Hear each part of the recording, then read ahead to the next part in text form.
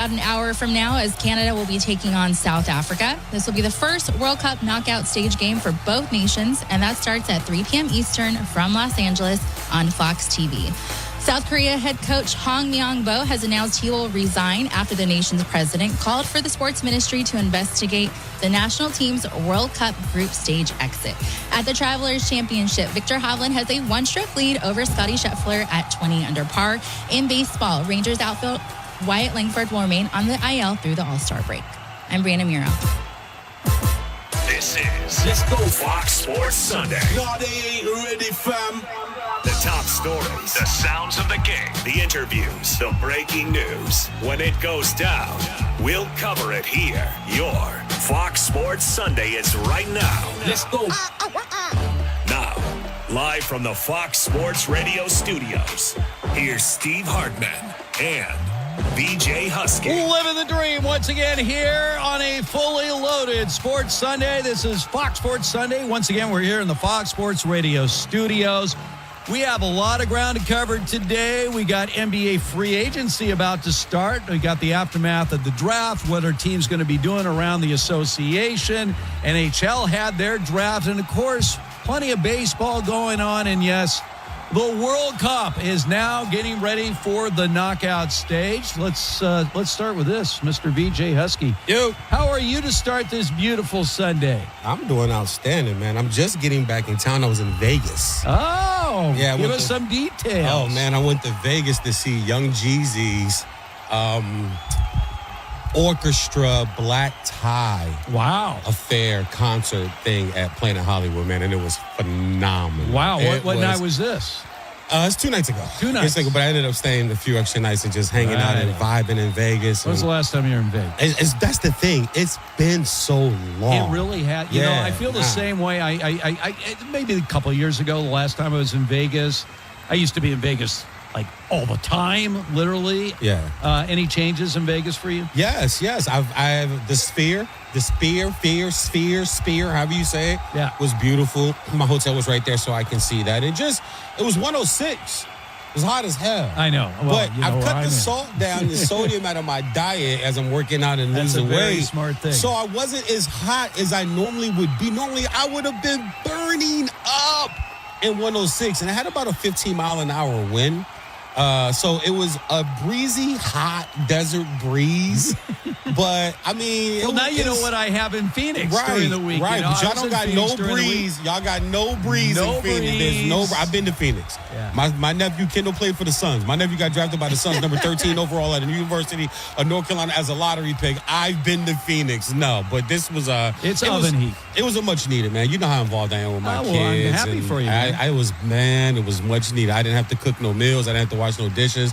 I didn't have to put on no pull-ups. I didn't have to get any applesauce or juice boxes from the top shelf. I didn't have to do no daddy stuff, man. So, it was great, man. But like you said, so much since we've been on the air. Oh, well. So let's go. A lot. Let's get started with this World Cup right now. And so here we get ready for the knockout stage, which actually begins today, the first knockout stage matchup between South Africa and Canada. So we got one match today, and then, of course, we're going to get into the meat of it.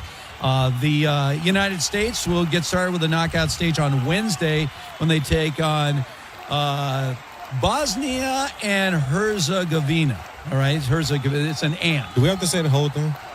No, okay. I just said it once. In fact, it was interesting. Someone said, why do you keep saying Turkey? I go, well, because Turkey became Turkey. I mean, I don't know what to tell you. You could just change the name of your country. Apparently so. I mean, I'm learning all different things. Paraguay became Paraguay. So all right, we got all these. But, can I say USA like Borat does? USA. Can I say it like that? Just say USA Bosnia. Yeah, USA. Herzegovina. Forget that stuff. It's an and, by the way. And forget and. You cut it off. Yeah, that Bosnia. One is I taught Journey too. The Dutch. That's how I say the Netherlands. The Dutch. But I don't know. Did you have a chance to watch any of that last match between Algeria and Austria last night? Yeah, that was I was sitting at the TV station last night, and understand all my producers. I got these younger producers, a bunch of 30-somethings, right?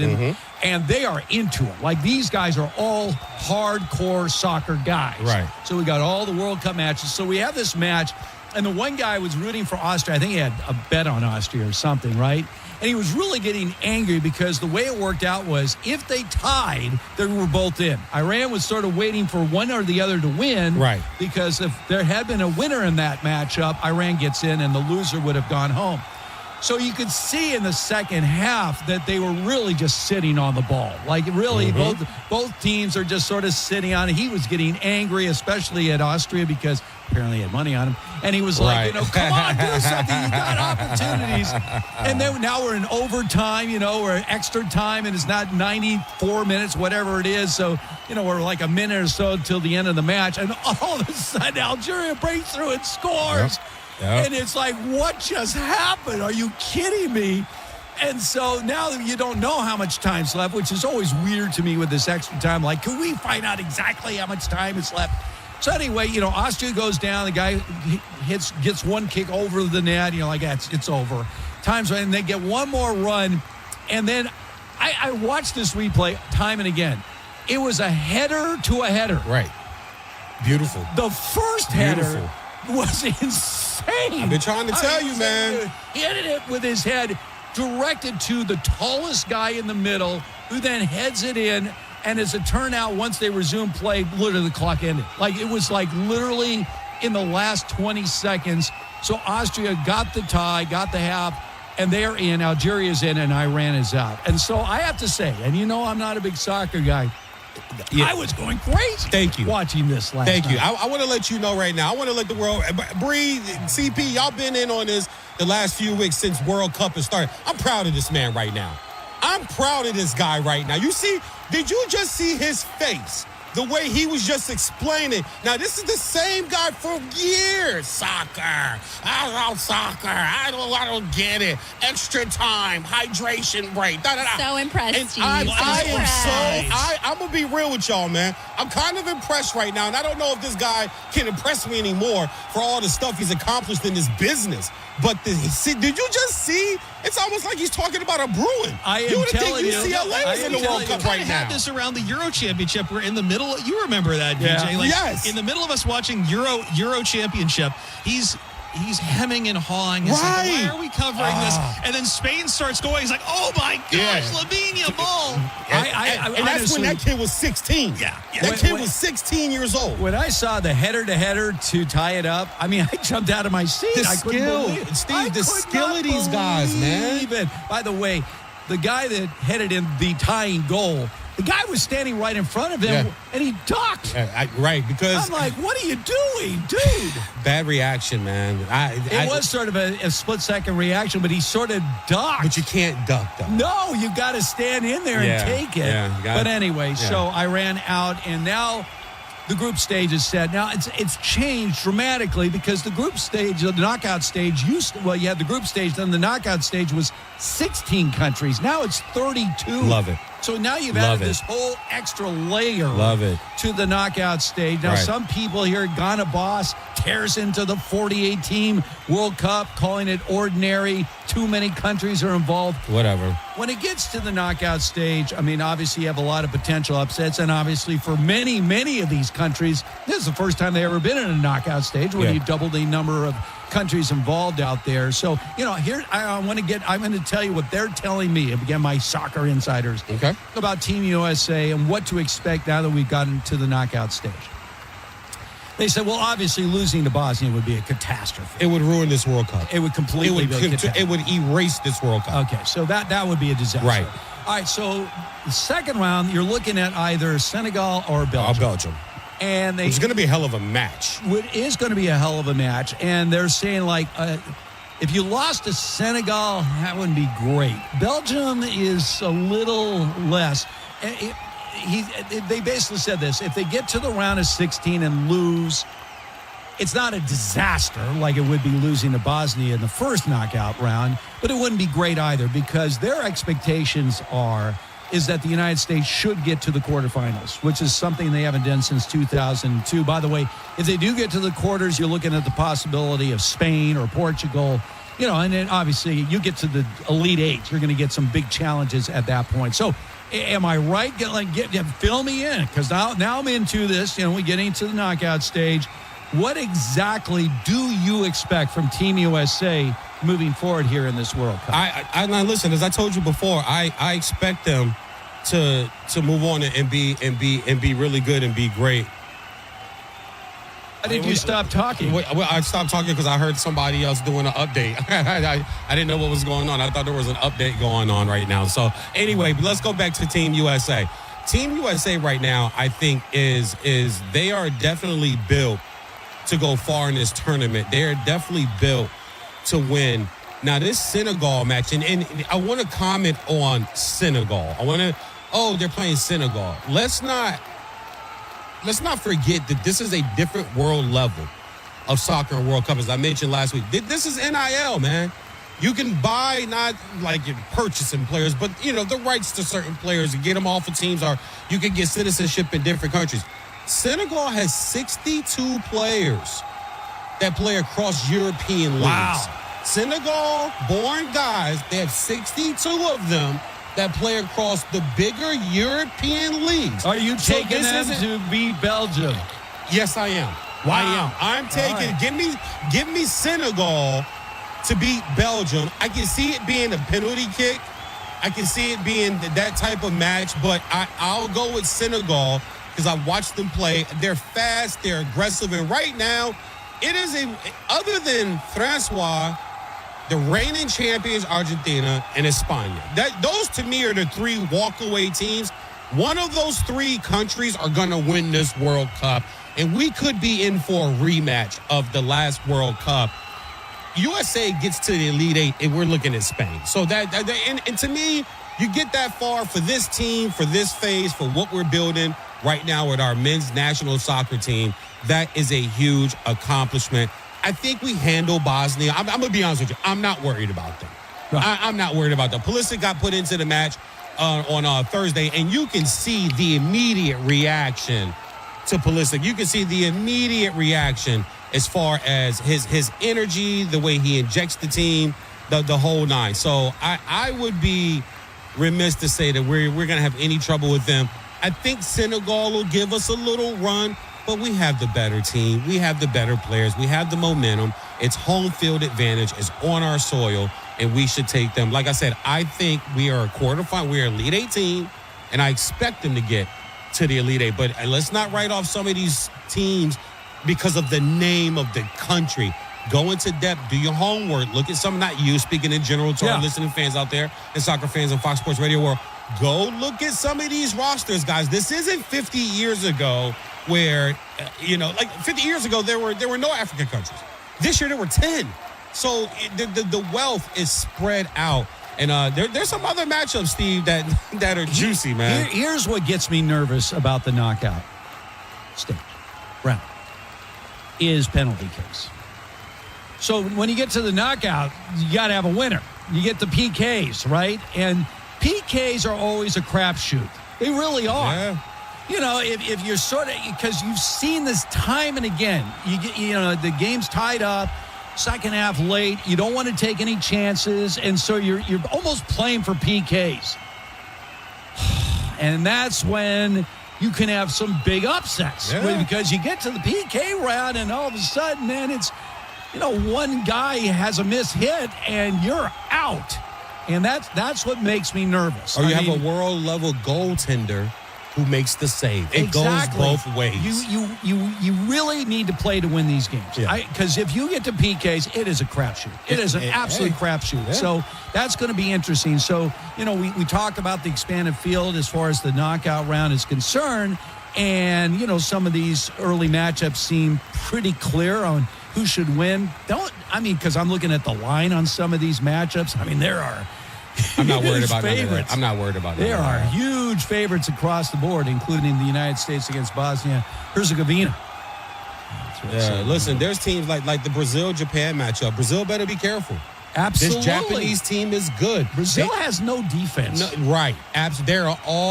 Brazil is all going. It's funny. I watched Thiago Splitter, the new head coach of the Chicago Bulls, who is Brazilian, talk about how he does like his country's aggressiveness, but he would like to see it in a little more form, not just go. Because there was a time Brazil could just go. Right. They were just better than everybody. Right. Germany, they were just better. France, Spain, they were just better than everybody. They can get out of sorts. They can get out of formation. They can get out of schematics.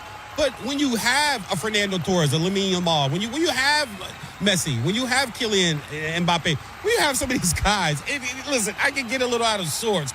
Brazil better be very, very, very careful. And then also just another quick one, Morocco and the Dutch.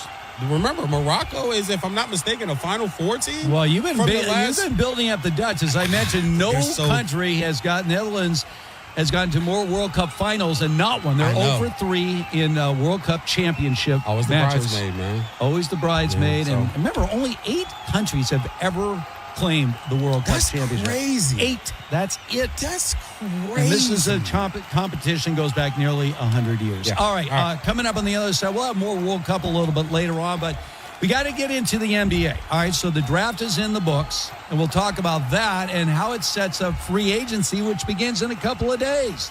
This is Fox Sports Sunday. Keep up with all of your NFL offseason news. Come on! At Fox Sports Radio. When it affects your team. I'm a Niners fan. Jets, yo. At Fox Sports Radio. When your divisional rival makes a move. At Fox Sports Radio. Some of this stuff we really need to talk about. Go ahead. At Fox Sports Radio. Hey, it's Covino and Rich. Dude Wipes is making it official. Toilet paper is foul. Brown card issued. You wouldn't show up to a soccer match with subpar equipment. So why are you showing up to the bathroom with dry paper that smears and leaves extra men on the field? Dude Wipes are XL, wet and built to close out the game properly. Send a brown card and a free 10-pack of Dude Wipes to a TP user in your life at dudewipes.com/brown card. Every squad has one. Train to push past the pain. Not athletes, just people. Men, women, and children trafficked every day in the United States. Sometimes by someone they trusted, sometimes by their own family. While millions watch the World Cup, they're fighting to survive in silence. Help us change that. Visit bluecampaign.gov/World Cup to help us break the silence. Today, we tip our wrench to Rock Auto customer Noah. My first car was a 2001 Dodge Neon with a blue wing, and it happened to match my high school sweetheart, who's now my wife, her black 2005. So my uncle has been in the industry for well over 25 years. He recommended Rock Auto immediately to buy my first set of brakes. I would recommend Rock Auto just because it's simple, it's easy to find the parts you're looking for, it's all at a good price. All the parts your car will ever need, Rock Auto. Use Polymarket to trade the World Soccer Knockout rounds. Delete that sportsbook app that's robbing you and join the millions using Polymarket. Polymarket is a prediction market, not a sportsbook. You trade against other fans, not the house. Polymarket, your go-to prediction market for soccer's biggest stage, available in all 50 states. Download the Polymarket app, use promo code FOX to unlock $50 free for your first trade. That's promo code FOX. Trading not available in all jurisdictions. Check local regulations before trading. Restrictions and eligibility apply. Onyx, I keep having stomach issues. Please make me a doctor's appointment. Okay, are you suffering from diarrhea, bloating, gas, or oily stools? If so, you may want to ask your doctor if it could actually be a problem with your pancreas, called exocrine pancreatic insufficiency, or EPI. My pancreas? How is EPI treated? A prescription medicine like Creon, pancrelipase, is used to treat people who can't digest food normally because their pancreas doesn't make enough enzymes. Creon is the #1 prescribed treatment for EPI. Creon may increase your chance of fibrosing colonopathy, a rare bowel disorder. Tell your doctor if you have a history of intestinal blockage or scarring or thickening of your bowel wall, if you are allergic to pork, or if you have gout, kidney problems, or worsening of painful swollen joints. Call your doctor if you have any unusual or severe gastrointestinal symptoms or allergic reactions. Take Creon as directed by your doctor and always with food. Do not chew capsules, as this may cause mouth irritation. Other side effects may include blood sugar changes, gas, dizziness, sore throat, and cough. These are not all the side effects of Creon. You can learn more at 1-800-633-9110. Before your appointment, visit creoninfo.com. That's CREON info.com. You're locked into a lot of things you can't change. Weather, traffic. Hey, stay in your lane. your wireless carrier's latest price hike. But you can unlock a better way. Unlock the savings at Boost Mobile and save up to $600 a year. Switch to the $25 a month unlimited wireless plan. No contracts, no price hikes, and you keep your phone. Stop being locked into their games. Unlock the savings at boostmobile.com/unlock. Based on average annual single line of payment of AT&T, Verizon, and T-Mobile customers compared to 12 months on the Boost Mobile unlimited wireless plan as of January 2026. For full offer details, visit boostmobile.com. Upgrade your FIFA World Cup 2026 viewing experience. Build it like Beckham from the living room to the lawn with the Home Depot. Create a box seating experience with flowers for pops of color surrounding your pitch, the smell of grilled favorites, and a freshly painted fence sporting your team's colors. Fast free delivery is your home field advantage with charcoal, string lights, or whatever the game calls for right to your door. A clean assist. Build it like Beckham for match day. The Home Depot, official FIFA World Cup 2026 supporter. Subject to availability. Did you know not all batteries are the same? For example, only Duracell batteries are built different with Power Boost ingredients. And Duracell are the only batteries that make this sound every time you say Power Boost ingredients. See? Duracell batteries with Power Boost ingredients. You try. Told you. Duracell batteries are built different with Power Boost ingredients. And they're built right here in the USA with US and global parts. For adults with Crohn's disease or ulcerative colitis symptoms, every choice matters. Tremfya offers self-injection or intravenous infusion from the start. Tremfya is administered as injections under the skin or infusions through a vein every 4 weeks, followed by injections under the skin every 4 or 8 weeks. If your doctor decides that you can self-inject Tremfya, proper training is required. Tremfya is a prescription medicine used to treat adults with moderately to severely active Crohn's disease and adults with moderately to severely active ulcerative colitis. Serious allergic reactions, increased risk of infections or lower ability to fight them, and liver problems may occur. Before treatment, get checked for infections and tuberculosis. Tell your doctor if you have an infection, flu-like symptoms, or need a vaccine. Explore what's possible. Ask your doctor about Tremfya today. Call 1-800-526-7736 to learn more or visit tremfyaradio.com. FIFA World Cup takes the global stage from June 11th through July 19th on Fox One, the official English streaming platform of FIFA World Cup 2026. Stream all 104 matches live and get closer to the action with a personalized viewing experience built around you. Choose up to 4 streams with multi-view, catch highlights before jumping into the action, get live stats in real time, and replay key plays instantly. Experience the FIFA World Cup live on Fox One. Watch 3 days free. For details, visit fox.com. Offers are subject to change. See Fox One for complete terms and conditions. We're here for you. I can't let this audience down. That's why we're giving back. How wonderful. Bringing it to the entire nation. Oh, yeah. Keep this in mind. We're giving you the best sports and entertainment on your platforms. Right, because that's how we operate. It's about the consistency. Every day. That's the truth. Whether it's through your speakers, podcast, or social, we're giving back on Fox Sports Radio. FS1. To find FS1 on your television, go to foxsports.com for details. FS1. Go to foxsports.com for details. Bare Knuckle Fighting Championship presents the BKFC app, the hottest thing in combat sports. No gloves, no boring ground game, just insane knockouts and viral moments. Watch live events, past events, and more. Just $7.99 per month. The BKFC app at bkfc.com.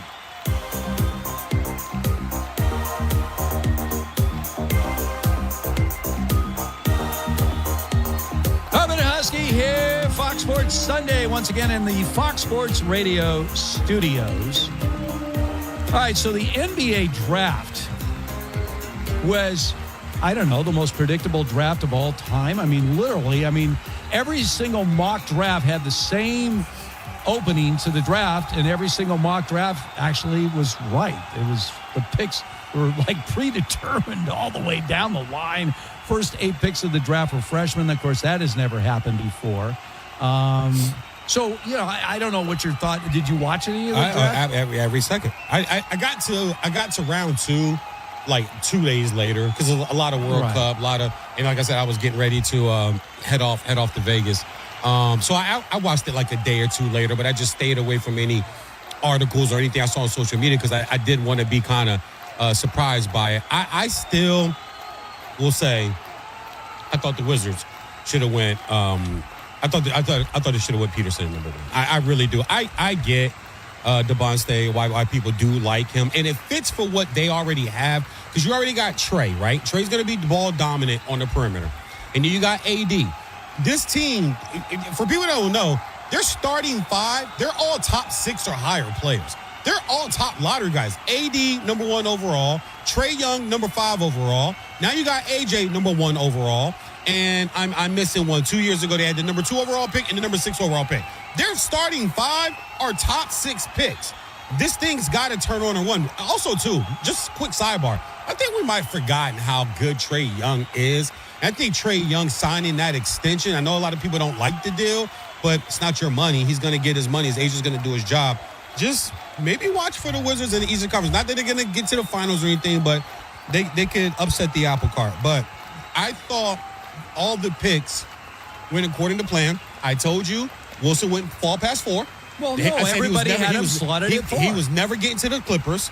And by the way, Caleb Wilson says he's going to be the rookie of the year. He could well be on a bad Bulls team. Right, but things are going to run through. But I love the coach he has because Thiago Splitter, once again, another Popovich disciple. So I think he's a good coach. I thought he did a great job with Portland, kind of holding that together with that thing that went south with Chauncey Billups and the gambling probe. But I thought some teams got some really good picks, and I'm not going to be a homer here, and I know CP is going to agree with me, and there were people that was just, oh, God, that's such an overrated. The trade with the Pistons, they needed a scoring. They needed somebody that can go get a bucket. That is what they needed. And they go get Okure, who led the ACC in scoring out of Stanford. His 3 choices for college was Stanford, Princeton, and Harvard. That means that guy's smart. He comes from humble beginnings, too, man. I thought that was a great steal to swap 17 and 21. A few other picks, we'll get into it down the line, though. But I was very pleased with the draft, and I thought teams addressed what they needed. I'm not sure. I know Boozer goes 3, but Memphis is dismantling that team. All right, so I wanted to get into the Dusty May situation. So here's Dusty May, now the coach of the Dallas Mavericks, right? So they have the 9th pick in the draft, and they take Morez Johnson, who, by the way, you think of Lindenborg, you think of Mora. Johnson was, he's more of a defensive guy, not really an offensive guy. He's got a great body and everything else. And so there's Dusty May, and he's obviously sort of acknowledged because he's there. And Morez Johnson, he's now the coach of the team he gets drafted by. 2 picks later, Lindenborg goes to the Warriors. And then how about Mara going to OKC? I mean, you talk about a need for them. Right. A tremendous pick for them. He did not even acknowledge either one of those kids. Now, I understand you're now the coach of the Dallas Mavericks, but you were their college coach. That bothered you? I thought at least he would come up and shake their hand or something. I mean, he did not even get up to acknowledge conflict of interest. 2 guys that helped him win a national championship. Conflict of interest. Yes. Come on, you were just their college coach. I don't care. I would have at least acknowledged that. No. He didn't do it on camera. See, this is what I don't like sometimes. Not once again directed at you, just in general. He never got out of his seat. We don't know what happened in the back tunnels. We don't know what text messages were sent. We don't know what happened before the draft. Maybe he may tell with them and says, look, guys, listen, congratulations wherever you go tonight. I love you guys, but, hey, for camera and professional purposes, why not? No, that makes perfect sense. He's not even I'm an NBA. I don't care. I'm an NBA coach on another team now. You know what Dusty May is? Dusty May was a team manager. He went from team manager to where he is right now. You talk about right place, right time. They bought a team at Michigan. There's nothing wrong with that. Okay, I understand the day and age that we're in. How much is that Dusty May? I guess we'll find out, right? Is he really ready for the NBA? Or is he going to be one of those guys like Coach Cal was early in his career when he went to the NBA, or Pitino when he went to the NBA? All these guys fail. He's not a young guy, though, Steve. He's not a young guy. He's a young guy in terms of coaching. He's an older man, bro. I think he'll be fine because the NBA has just changed so much. No, we keep hearing that. He just dealt with kids. See, this is what I love, right? He just dealt with kids. So he's going to be dealing with even more kids coming into the league. So he'll have that connection. what he'll have to learn is maybe to attach and be able to connect with older guys. Oh, Dallas doesn't have any older guys but Kyrie Irving. And Kyrie Irving is one of the most lovable people if you take off your bias block. Such a pressure kick, and he made it look so easy. Welcome to the FIFA World Cup 2026 on iHeartRadio. iHeartRadio is proud to present today's featured match, brought to you by Fox One, your audio home for FIFA World Cup 2026. iHeartRadio.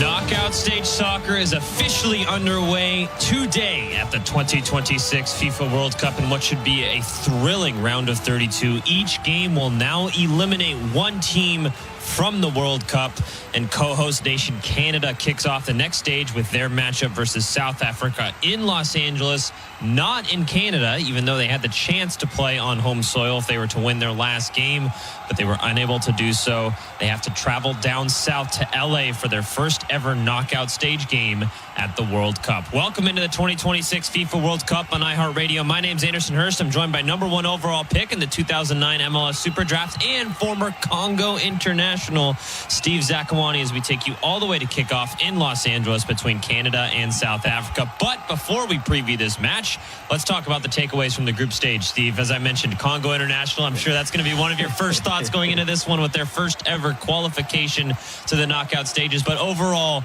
what has been a fantastic group stage so far as we just begin the knockout stages here today. What's been your main takeaway from the World Cup so far? Yeah, I think it's gone really well, and I think the first thing you look at is all three host nations making it through. I think you always want to keep the host nations engaged, gets the fans really going there. I think having that extra space, that third place, it left for some extra drama. For sure. There were teams who played 3-4 days ago that were having to stay in the country, waiting to see, are we going to be in, are we going to be out? So there was some drama there. I think it gives rooms like Cape Verde, the Congo, and teams like that, obviously, who maybe in World Cups past would have a much tougher time being in the top two. So that's really good.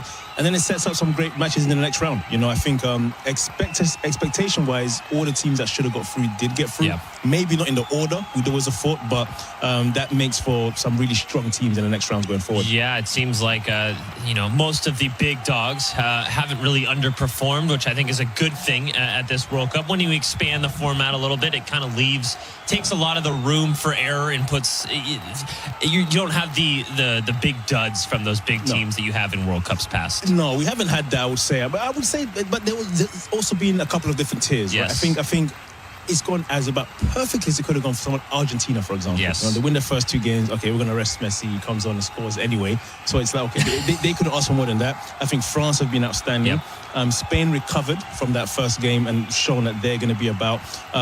Belgium found their form as well. I think maybe the one, Portugal, I don't think I've quite fired. I know they did beat Uzbekistan quite strongly, but for them finishing in second place, the bracket's much tougher for them now. So you have a few teams maybe could have done better. I think Brazil began to find their form. Yes. So, we're naming all these teams here, and the US as well. I don't think the last loss should derail them too much. I think they're in great confidence right now and playing well. It's really set up some potential big matches down the line because all the big teams are still there. Yeah, I think England, you could also say, still have some questions that have yet to be answered as well. Of course, that first matchup versus the Congo will be so much fun for our very own Steve Zakuani. Let's take a look at those knockout stages. What matchup in the round of 32 most intrigues you? There's some fantastic games out there. Yeah, I think the best game for me on paper is Netherlands-Morocco. I think that's two really good teams. Morocco's really, really good team. Netherlands historically have always been good. They've been known for underperforming at major tournaments. They look good in this tournament. I think the game against Japan was a tough one for them, but Japan's also very good in the other games. Netherlands doing really well. I think that one sticks out right away. I think Portugal, Croatia will be tough. The ones where you can't really pick a winner and be very tough. I think all the other ones, I have a clear favorite for the most part. Maybe not Brazil, Japan either. That's a great game. So again, there's some really mouth-watering games here. For me, from an individual, personal standpoint, of course, England against Congo, where I was born, Vs where I was raised. I've been supporting both of them so far in this tournament. The only thing that would have been worse was a freeway game between England, Congo, and USA. So glad that can happen. But no, I think we've got some good games here, man. Yeah, I'm looking at a couple others. The Ivory Coast versus Norway. I think it's two teams that have really shown good things at this tournament. So that'll be an interesting one to kind of see how that one plays out. The one I'm really intrigued by, Mexico versus Ecuador, because, Mexico won their first three games, but they still have a lot of question marks. Ecuador came in with such high expectations. they struggled in their first 2 games, and they really kind of broke out in that last game. And I think they can be an absolutely dangerous team coming into the next knockout stage. Yeah, they went into it knowing they have to beat Germany. Yes. That's not easy by any means, and they were able to do that. So Mexico will be definitely on notice about that. I think you bring up a good point with them. And I think another one, you're right, Ivory Coast, Norway would be a tough one to call. Norway took the gamble of, in their mind, they were fine coming second. Right. They rested the guys. They clearly prioritized that a bit more. It only looks like a good decision if they win this game. Right. Otherwise, you start asking questions, as naturally you would. So that's a good one there. Cape Verde, it's been a great story. I'd be shocked if the journey doesn't end here. Going against the holding champions with the best player in the world in Messi will be very tough for anybody. I think that's a tough one. Australia, Egypt, good game there as well. Yeah, let's take a look at the full bracket here. It's the first ever match in this round of 32, in the first ever round of 32, I should say, in World Cup history between Canada and South Africa. Let's take a look at our knockout stage brackets, brought to you by the Home Depot. Upgrade your FIFA World Cup 2026 setup. Build it like Beckham from living room to lawn with the Home Depot, and take the fast, free delivery assist. The Home Depot, official FIFA World Cup 2026 supporter, subject to availability. I'm looking specifically at this little quadrant of the bracket here. Of course, we got South Africa versus Canada. The winner would move on to the round of 16. They would face, of course, the game that you mentioned, the winner of Netherlands-Morocco, which I think if you were to tell me that was a semifinal, I would have been like, yeah, that makes sense. But it's the round of 32 where those teams are facing off. It's 2 really good teams. Yeah. And I really don't know which way to go with that. So, I think South Africa, Canada, in that side of it, are probably the 2 of the weaker ones you'd think. But for Canada, it's a great opportunity also to just advance as far as they can. Of course, they're not technically at home anymore. Right. That was if they'd come first, weren't able to do that. But I have a hard time between those 4 teams. It's going to be Netherlands or Morocco, I think, moving to the quarterfinal. Yeah, even though Canada doesn't, and I mentioned at the top that they don't get the home soil for the knockout stages, which will be a little bit disappointing for their fans. I feel like in terms of the where they got put in the bracket, this is about as favorable of a matchup as you can ask for. Yeah. So there are some gives and takes about where you are at this point. With that, let's turn our focus to this game. Let's look at the lineups. They're brought to you by Fox One. The excitement of the FIFA World Cup is now streaming live on Fox One, the official English streaming platform to catch every unforgettable moment. Fox One brings the action straight to your screen so you never miss a goal. Download Fox One and experience the FIFA World Cup live. Steve Zakawani, who is Canada putting out there today? Yeah, in goal, a very well-known commodity in MLS circles, Krapau in goal. And we think they'll be in a 4-4-2. So right back will be Johnston. In the middle, Cornelius and Bombito. And then at left back, Laria, who is actually a University of Akron product as well, like myself. On the right, Buchanan. And centrally in the midfield, Eustachio and Saliba. And then Miller on the left. And then up top, David and Oluwaseun. So in that 4-4-2, it's what Jesse Marsh has been kind of comfortable playing. They press in different ways, defend in different ways, but typically they start in a 4-4-2. Yeah, they've had a couple, obviously the big breakout game versus Qatar, but then a couple of iffy situations in their other 2 games. So hopefully they can kind of break out today. As for South Africa, they're also their first ever knockout stage game in their country's history. You got Williams in goal, Muduau as their right back, Ocon and Mbokazi as your 2 center back pairings, and then Modiba as your left back, Sitole and Mokoena as your 2 holding midfielders. The 3 attacking midfielders will be Apolis, Mofokeng, and Maseko, and then Makopa as your striker there. So a lot of players that play in the South African League, so they have familiarity with each other, and maybe not the name value that maybe someone like Canada, possesses, but they will have that chemistry. And I haven't really watched them play, admittedly, since that first game versus Mexico, where I felt like they were kind of off the pace a little bit. But looking back at their last 2 results, they've kind of bounced back a little bit. I give them a lot of credit, because against Mexico, they came out in that game and the stage felt almost too big for them. And there were some errors there that made it even easier than it should have been for Mexico. But each game, they've progressively got just a little bit better. Yep. And that's all you can ask for during the World Cup, to the point where I actually think, and against Korea, they were deserving winners. It didn't flatter them. Of course, it could have gone either way. But, the tie against Czechia got them back on track. And then they pulled off the 1-0 win when they needed to pull it off. And that should be enough of a warning, because Korea is not a bad team. No. And so that's if Canadians want to understand, what kind of matchup are we going to have here? It's going to be a tough one. It's a team that really now they're playing with house money. They did not think they'd get this far, especially after that first game, but here they are. And for both these teams, what a chance to move into the next round. Yeah, it's just you would feel that, but they both feel like they have a good chance to not only play in their first knockout stage game, but win their first knockout stage game in their country's history. Coming up next, we'll preview this match, looking at our tactics and players to watch. You're listening to the 2026 FIFA World Cup on iHeartRadio.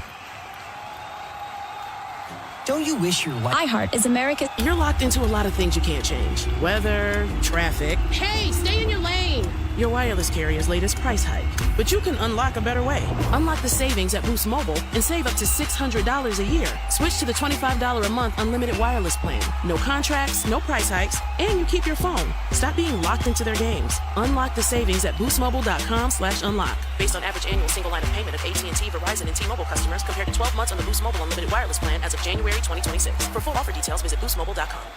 Did you know not all batteries are the same? For example, only Duracell batteries are built different with Power Boost ingredients. And Duracell are the only batteries that make this sound every time you say Power Boost ingredients.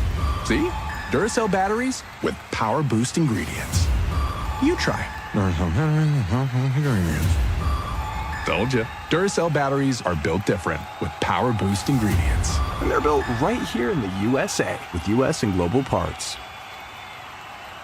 Upgrade your FIFA World Cup 2026 viewing experience. Build it like Beckham from the living room to the lawn with the Home Depot. Create a box seating experience with flowers for pops of color surrounding your pitch, the smell of grilled favorites, and a freshly painted fence sporting your team's colors. Fast free delivery is your home field advantage with charcoal, string lights, or whatever the game calls for right to your door. A clean assist. Build it like Beckham for match day. The Home Depot, official FIFA World Cup 2026 supporter. Subject to availability.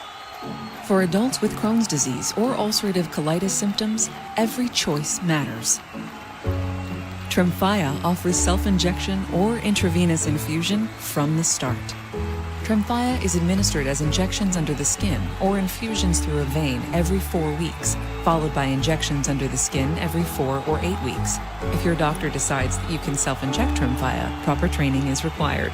Tremfya is a prescription medicine used to treat adults with moderately to severely active Crohn's disease and adults with moderately to severely active ulcerative colitis. Serious allergic reactions, increased risk of infections or lower ability to fight them, and liver problems may occur. Before treatment, get checked for infections and tuberculosis. Tell your doctor if you have an infection, flu-like symptoms, or need a vaccine.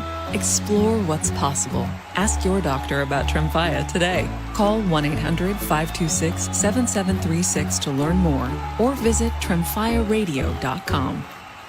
FIFA World Cup takes the global stage from June 11th through July 19th on Fox 1, the official English streaming platform of FIFA World Cup 2026. Stream all 104 matches live and get closer to the action with a personalized viewing experience built around you. Choose up to 4 streams with multi-view, catch highlights before jumping into the action, get live stats in real time, and replay key plays instantly. Experience the FIFA World Cup live on Fox 1. Watch 3 days free. For details, visit Fox.com. Offers are subject to change. See Fox 1 for complete terms and conditions.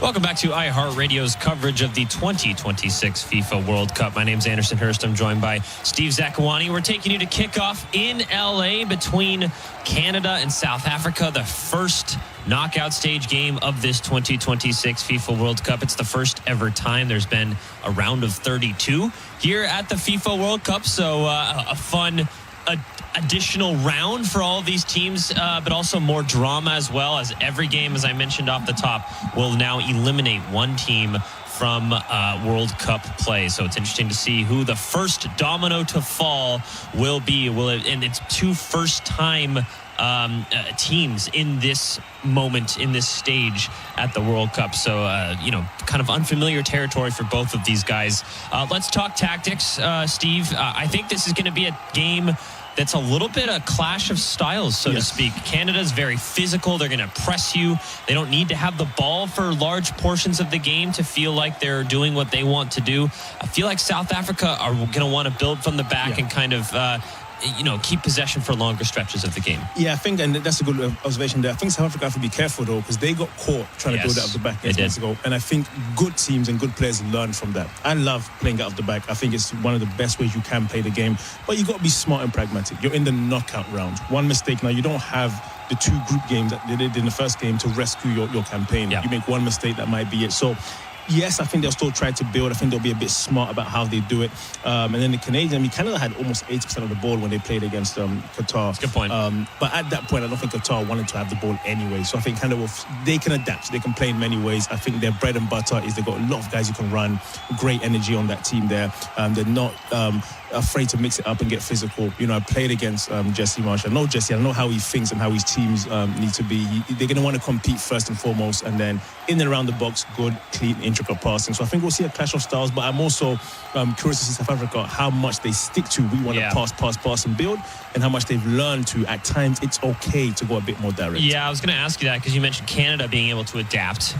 South Africa do the same thing. As you mentioned, it's the knockout stage. You don't need to go and take the game to an opponent. In some cases, you just need to get it to extra time, even to penalties, if you feel comfortable in those situations. So how much, are they going to be safe and kind of hold back a little bit more, take less risks, or are we going to see the same South Africa that we saw in the group stage? Yeah, we'll see how you can always tell in the first 10, 15 minutes what the clear instructions were from the coach when these players step out on the pitch. My gut feeling is telling me that Canada's going to try and play on the front foot. I think Jesse Marsh, just knowing his personality, he's going to try and come out and have a fast start. Can we get this LA crowd behind us fully? So they're going to come on a strong foot. I think the South African team will know that, and they'll be okay absorbing some pressure, maybe playing a bit more direct, just a little bit more. Yes, they want to build it off the back, but they don't want to keep getting caught on that and giving teams easy ones. And so I think we'll see Canada on the ball, trying to dictate, trying to dominate. South Africa absorbing it, seeing how it goes. If they can get through that first 10-15, still at 0-0, then I think maybe they start coming out of their shell a little bit more. Okay, who's your player to watch in this one? By the way, players to watch are brought to you by Fox One. The excitement of the FIFA World Cup is now streaming live on Fox One, the official English streaming platform. To catch every unforgettable moment, Fox One brings the action straight to your screen so you never miss a goal. Download Fox One and experience the FIFA World Cup live. Who you got, Steve Zakawani? Yeah, I'm going to go for both outside backs for Canada because I think the fullbacks have a great role to play. Luria and Johnston, can they get forward in the attack at times and add extra numbers? When you do that to a team like South Africa, who maybe out of possession, want to sit in a low block, they're going to try and be compact as much as possible, is can you ask them questions they haven't thought of yet? And I think sending 2 guys up and high, I've seen Jesse Marsh do that before. I think they're going to try and attack in the wide areas. So if Johnston and Luria can both be good on the ball, timing their overlapping runs, creating 2v1 situations, the Canadians can find some joy in the wide areas. Yeah, I'm going to go with the South African 2 center backs. I know it's kind of a cheap way to do it with 2 players, but with Ocon and Mbokazi, I think Jonathan David is obviously, one of the focal points of this Canada attack. And then when they bring on Promise David as well, who also kind of provides something completely different, just very a tough handling, physical presence up top for Canada. Are those 2 guys going to be able to deal with that and kind of keep Canada frustrated? Because I don't think Canada's going to really want to dominate the midfield very much. They're going to try and be direct, get it up to those guys. If you're able to deal with that defensively, and it goes to Williams in goal as well, their captain, if you're able to deal with that and have it not be as frantic in the back, you can build off of that and maybe try and get something you want moving forward. No, it's a good point. And I think teams, when you're not maybe more talented than your opponent, the thing you can control is how well you defend. Things like effort and things like that. I've always thought, going onto the pitch, maybe my touch isn't there today. Maybe, we're not quite in sync with the ball, but you can always control your effort, how you show up, how strong you are. And then, the leadership from the spine of a team, starting with the centre-backs and the goalkeeper, that's obviously going to be a key area for South Africa to try and dominate. And if they can quiet the best Canadian offensive players, I think then that gives you confidence and then gives your players up ahead of you a lot of confidence today. If we can just get one, our team's good enough to keep them out of that end. we could win a tight one, a 1-0 or 2-1. Yeah. They'd take that for sure. Yeah, absolutely. I mean, you look at Spain's 2010 World Cup run, they had like a bunch of 1-0 wins, right? So, I mean, it's obviously a different situation here with South Africa. And the other thing is they're really young. You got Okon's 22 years old, plays for Hanover in Germany. And then Mbokazi plays here in MLS. He's 20. So there is an element of we've never been here before for these players, for these countries, right? But also, it's almost better to be younger because it's like, I wouldn't have known if we were at this point. So there's a little bit of naivety that can kind of help you in these moments as well. I think it does help in a lot of ways. We saw one of the standout games of the group stage, going back to an earlier question, was I think Ivory Coast, Ecuador. Yes. And I remember watching Diomande, and it's almost like, because he's so young, he doesn't know what he doesn't know. Right. Sometimes that works in your favor because you can play a bit more fearless, a bit more free. You don't know that you're supposed to be scared or nervous or overwhelmed by the occasion. You kind of just go out there. So that can work in your favor, but sometimes in naivety, you can use it against opponents. And I wonder if Jesse Marsh and some of the slightly more experienced players he has, just in general, even though at this stage they're both equally inexperienced, I just think it can come into it at times. You can be a bit more smart as a veteran. You've seen situations before. You know how to play certain situations. It just depends on the day which one of those two wins out. Yeah, all right. Let's get our keys to the match. Coming up next, we're nearing kickoff in LA between Canada and South Africa. You're listening to the 2026 FIFA World Cup on iHeartRadio. You're locked into a lot of things you can't change. Weather, traffic. Hey, stay in your lane. Your wireless carrier's latest price hike. But you can unlock a better way. Unlock the savings at Boost Mobile and save up to $600 a year. Switch to the $25 a month unlimited wireless plan. No contracts, no price hikes, and you keep your phone. Stop being locked into their games. Unlock the savings at boostmobile.com/unlock. Based on average annual single line of payment of AT&T, Verizon, and T-Mobile customers compared to 12 months on the Boost Mobile unlimited wireless plan as of January 2026. For full offer details, visit boostmobile.com. Upgrade your FIFA World Cup 2026 viewing experience. Build it like Beckham from the living room to the lawn with the Home Depot. Create a box seating experience with flowers for pops of color surrounding your pitch, the smell of grilled favorites, and a freshly painted fence sporting your team's colors. Fast free delivery is your home field advantage with charcoal, string lights, or whatever the game calls for right to your door. A clean assist. Build it like Beckham for match day. The Home Depot, official FIFA World Cup 2026 supporter. Subject to availability. Did you know not all batteries are the same? For example, only Duracell batteries are built different with power boost ingredients. And Duracell are the only batteries that make this sound every time you say power boost ingredients. See? Duracell batteries with power boost ingredients. You try. Duracell ingredients. Told you. Duracell batteries are built different with power boost ingredients. And they're built right here in the USA with US and global parts. For adults with Crohn's disease or ulcerative colitis symptoms, every choice matters. Tremfya offers self-injection or intravenous infusion from the start. Tremfya is administered as injections under the skin or infusions through a vein every 4 weeks, followed by injections under the skin every 4 or 8 weeks. If your doctor decides that you can self-inject Tremfya, proper training is required. Tremfya is a prescription medicine used to treat adults with moderately to severely active Crohn's disease and adults with moderately to severely active ulcerative colitis. Serious allergic reactions, increased risk of infections or lower ability to fight them, and liver problems may occur. Before treatment, get checked for infections and tuberculosis. Tell your doctor if you have an infection, flu-like symptoms, or need a vaccine. Explore what's possible. Ask your doctor about Tremfya today. Call 1-800-526-7736 to learn more or visit tremfyaradio.com.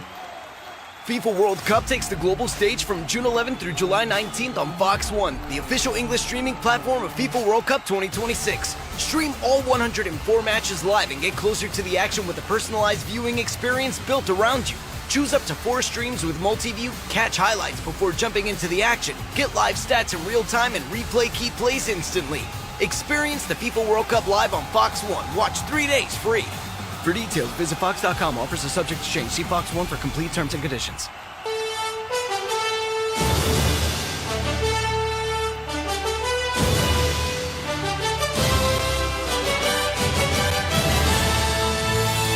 Welcome back to iHeartRadio's coverage of the 2026 FIFA World Cup. Anderson Hurst, Steve Zakawani with you, taking you all the way to kickoff between Canada and South Africa in Los Angeles as the knockout stages gets kicked off here in this historic round of 32. Let's get our keys to the match. Steve Zakawani, what do you think in this one? I mean, it's just knockout football at this point. It's completely different than the group stages. Yeah, because the margins for error is so small now. One mistake, and not only do you lose the game, you go home. You're out of the tournament. Nobody wants that. So I think you start.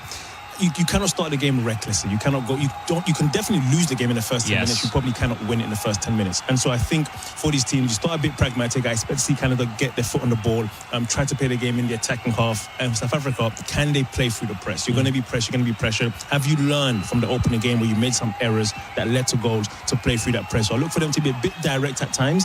I think for Canada, the key here is just energy. Early on, first 10 minutes, win the first tackle, make the first header, get the first corner, get the first shot, be first to everything, get this crowd on your side, even though you're not technically at home anymore. I think if they can do that, then they up their chances really high. But I think both the teams will fancy their chances. Yeah, I think we talked about it earlier. One of the big things for me is how much these teams adjust or try and change what, because I don't think you would look at either of these teams' group stages and say that they were ultimately, playing out of their minds, super successful. How much are you going to adjust, or are you going to kind of just lean into what you know how to do best? Yeah. And that goes for both of these teams, for Canada and for South Africa as well. I think that's what makes knockout football at this tournament so good, because I think you spend weeks and months studying your free group opponents. Yes. You know who you're playing, you're prepared for them, you set up training sessions, tactics, team talks geared towards that. Then you learn about your next opponent, you have 3 or 4 days to prepare. And that's really tough, especially there's not much data always on international teams, especially with the stakes as high as this. So I think you have to trust that what we have in our locker room should be enough.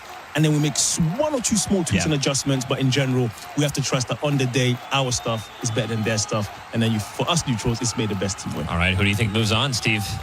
I'll go with Canada. Okay. I'll go with Canada. I think it was a tight game, but I'll go with Canada. Yeah, we'll be tight. It'll be interesting to kind of see how this all plays out. Jesse Marsh and Canada playing in their country's first ever knockout stage game, going up against South Africa in their first ever knockout stage game. The first 45 minutes is coming up next here. It's just a fantastic moment in the World Cup. Knockout stage football, it can go from one side to the other side so quickly, defending, attacking, lots of saves. We'll talk to you at halftime. You're listening to the 2026 FIFA World Cup on iHeartRadio. You've been listening to our pre-match coverage of the FIFA World Cup 2026 on iHeartRadio.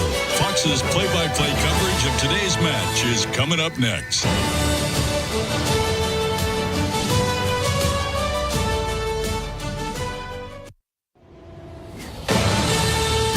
The free iHeartRadio app is #1 for music, radio, and podcasts, all in one. Discover a new podcast from our library of over 350,000 titles. Here's an iHeartRadio podcast preview.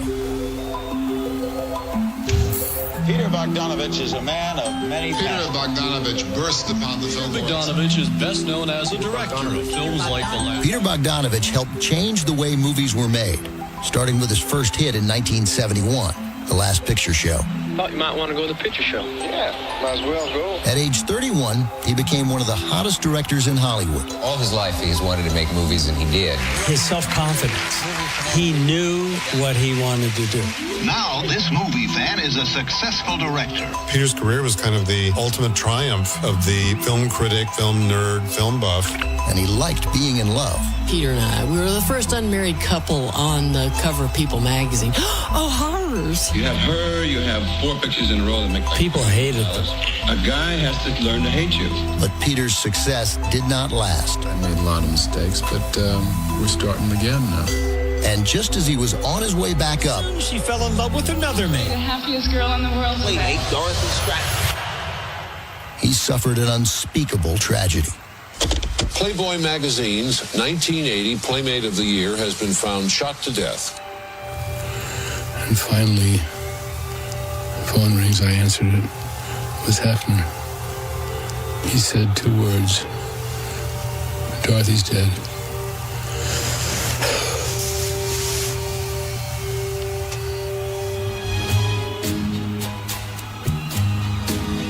I'm I'm Ben Mankiewicz, your host for The Plot Thickens, a new podcast from Turner Classic Movies. Each season, we'll bring you an in-depth story about the movies and the people who make them. Our first season, I'm still Peter Bogdanovich. Listen and follow this podcast for free on the iHeartRadio app. #1 for music, radio, and podcasts all in one. iHeartRadio's World Cup coverage continues as we join Fox's live play-by-play action of today's FIFA World Cup 2026 match. Follow all the exclusive World Cup action on iHeartRadio. Cameo off the bench, if required. Well, whatever happens here today, history will be made for either South Africa or Canada. Hugo Broos bold in his pre-match interview, saying, "We will win this match. We will go further." Jesse Marsch fairly backwards in coming forwards. He's pretty confident of his side's abilities here. They are ranked 30 places above South Africa in the world rankings, at 30 compared to 60. Let's make this the loudest countdown on the planet. Jonathan David has scored more goals this tournament than the entire South Africa side.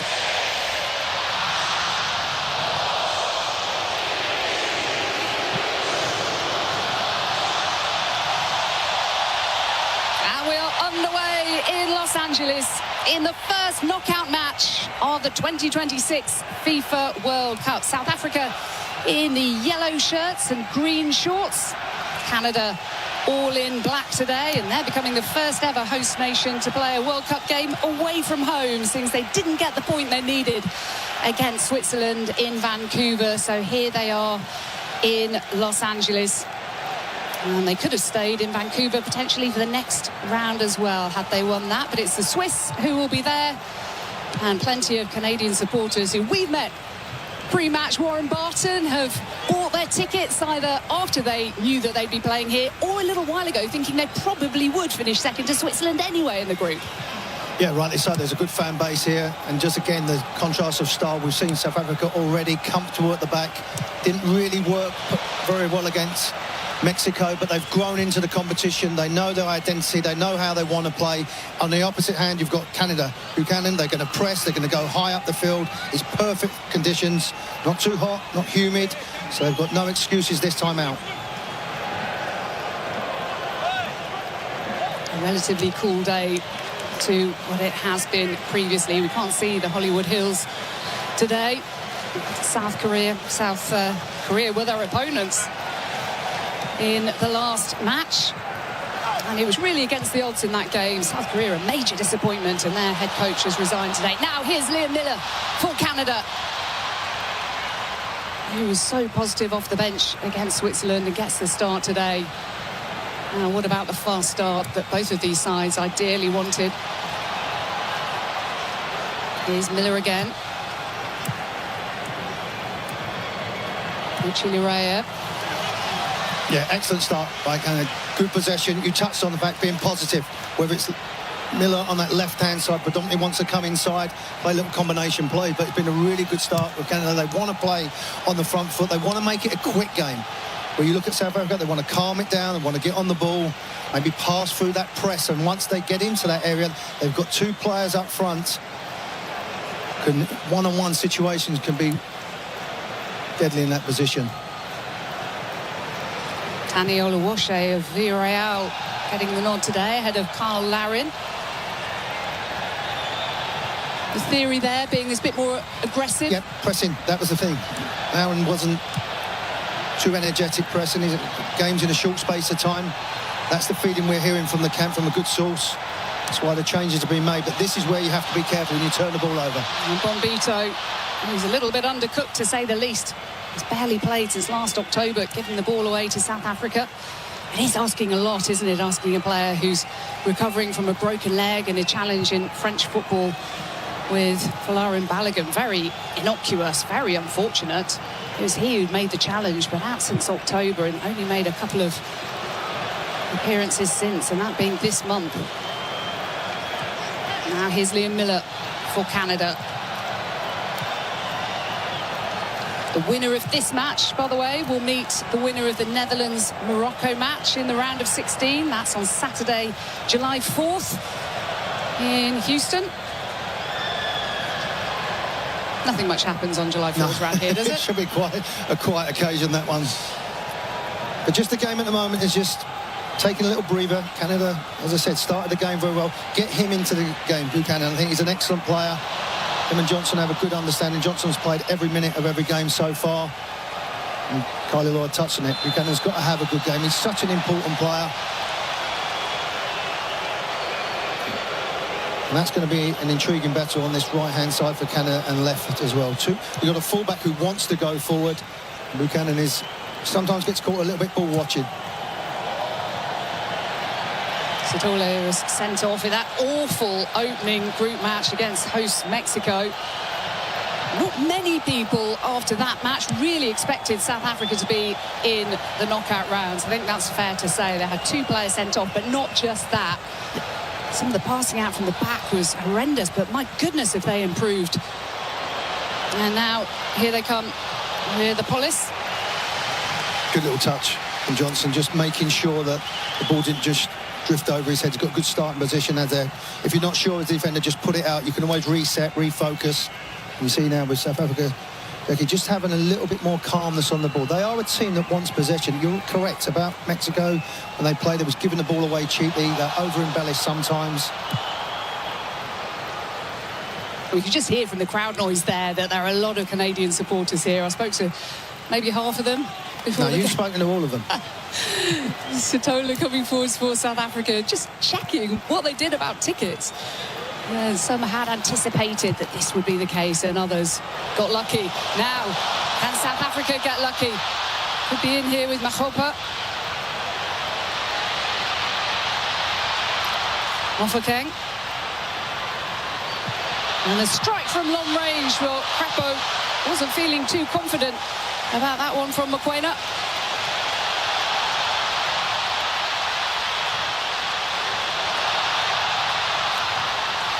And the battle at the other end with Jonathan David. He had a quiet game in that one against Switzerland. We weren't quite expecting that after his hat-trick against Qatar. But I think that was down to Switzerland dominating possession. They had 65% of the ball. He was staffed with service. Again, that pressure closing down high end.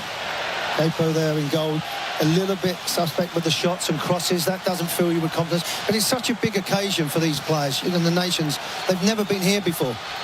Now Miller for Canada. Oh, what about the strike from distance? It was optimistic, but why not? From Stefan Eustachio, a player who told his coach he didn't feel like he was capable of starting the last game due to, I think it was a hamstring problem. And this is Crepo taking no chances, but not looking too confident. Peter Schmeichel's in the studio. I know it bounced in front of him, but it wasn't a rifled shot. I know that can be difficult for a goalkeeper, that little skip in front. They've been watering the surface as well. So I understand the caution to take it away, but it wasn't one of them shots that you feel like you had to palm it.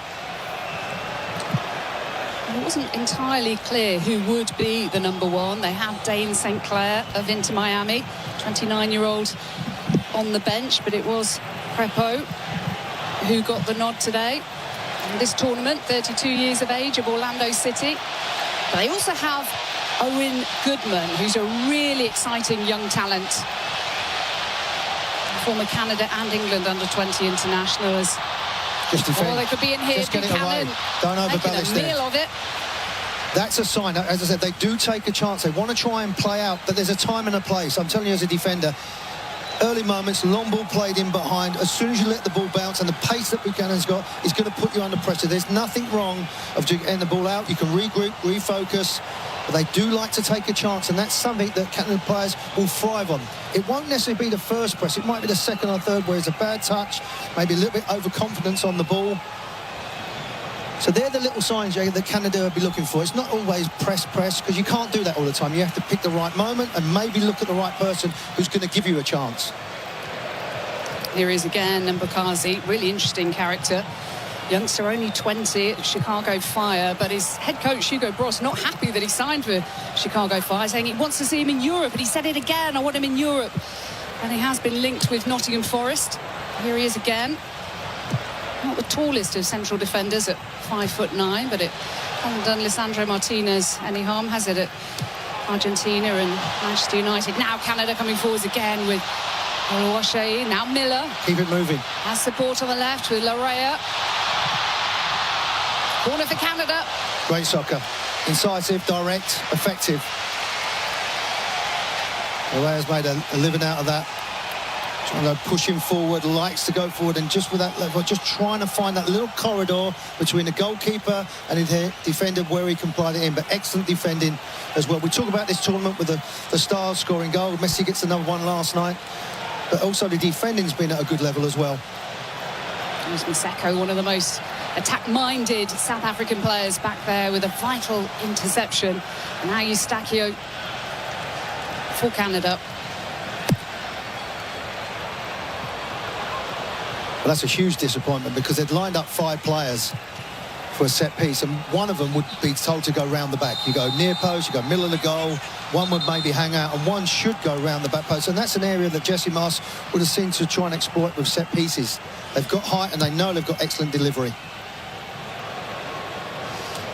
Gianni Infantino has been enjoying his magical mystery tour of the 3 countries. Here we are in Los Angeles today in this extraordinary arena. We are high up in the gods. It is huge. Screens all around us. There's Apollos playing it forwards. He's continued his run. Now Modiba.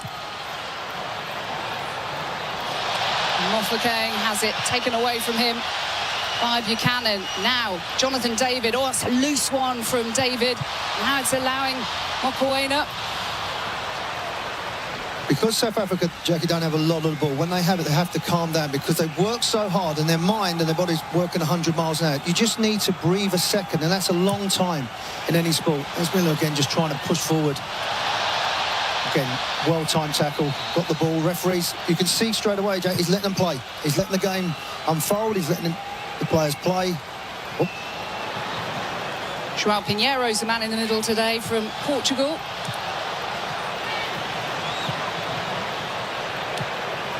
Now Apollos. I mean, that's the difference, South Africa. They want it calm. You know, they just want the ball there, where you've seen South Africa, when they have it, they're very calm on the ball. Canada, when they have it, their first thought is to go forward. They want to try and penetrate. They want to try and see if the team's out of shape. Just the one shot on target so far, that coming from South Africa. Relatively tame one from Mokoena. And he scored the penalty in the second match against Czechia, the equaliser, which set them up for the last game, which he missed then through suspension, but back today. So they only scored that penalty in the second game, and then Maseko with the essential goal, the match winner in the third game in Monterrey against a very disappointing South Korea side. And as I mentioned, their head coach has gone today, which has come as probably no surprise to anybody, unfortunately for him.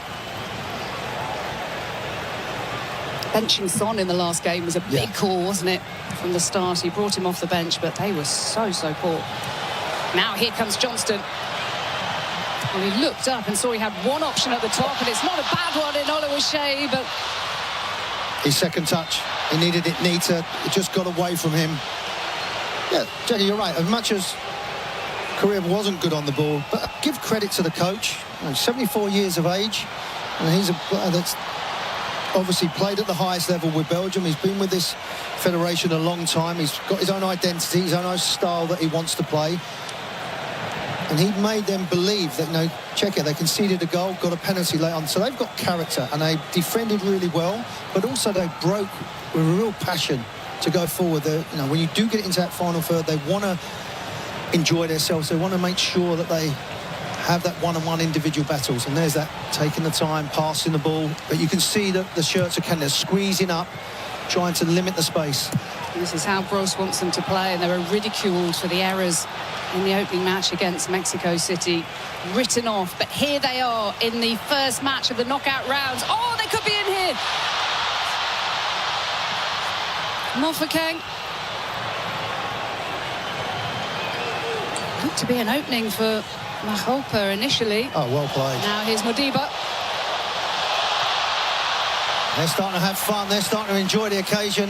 You can only imagine it takes you 10, 15 minutes just to try and take in this atmosphere, this opportunity, because you win, you're in. You lose, you're going home. And they don't want to go home. You win, you're in. You lose, you're out. Exactly. And then you're out. Oh, here we now, go. Miller. What an opportunity for Canada. It's open up for him. But I know he wants to come back. I know, so they know. He wants to always come back inside. That is wonderful defending to get back. But Miller there, you've got to just take a chance. It's wonderful third man running. He's in behind now. Has he got the pace to get away? But that little touch coming inside closes the angle, and it's easier for a defender to go out. You would hope with a set piece it would be better than what they had. But excellent, the transition was there. And there's your goalkeeper making sure that they're focused, they're in tune. I remember a certain Peter Schmeichel making sure his back four was organised. He wasn't for the faint-hearted, telling everybody where to be. Well, Liam Miller was intense off the bench. That decision having been overturned, so it's a goal kick. And that's fine. You know, players want to come inside it, but he's just got to vary it up a little bit. Maybe a touch, then come back. And it was so obvious because maybe the weight of the touch of his first ball didn't get him into the space, so he had to come back. I mean, look at the three now. Okay, just waiting for that chance, and then making the opposition do something they really don't want to do, which is hit the ball on. They're actually enticing them to say, go on, play it, and we'll close you down.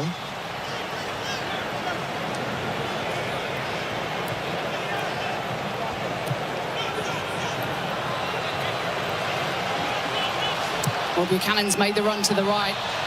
It was the ball through for Oluwaseyi. Buchanan continuing his run in the centre. Oh, and it's opened up momentarily for Jonathan David. Took too long. Again, maybe that's that. He got the hat-trick against Qatar, but he's not been in the form against Switzerland. Here, you're thinking maybe just touch, hit it, but he hasn't got that second. Once he opens his body up, you know that a defender's going to come across and sniff it out. If he touches it to his right, then he can come on to it earlier. But because he opens his body up, that gives a half a second for a defender to come across. And that's all it takes. Oh, quick as a flash, the likes of Mbekele Mbakazi. The impressive-looking number 14 central defender for South Africa is relishing this tournament and making something of a name for himself as well. How Eustachio.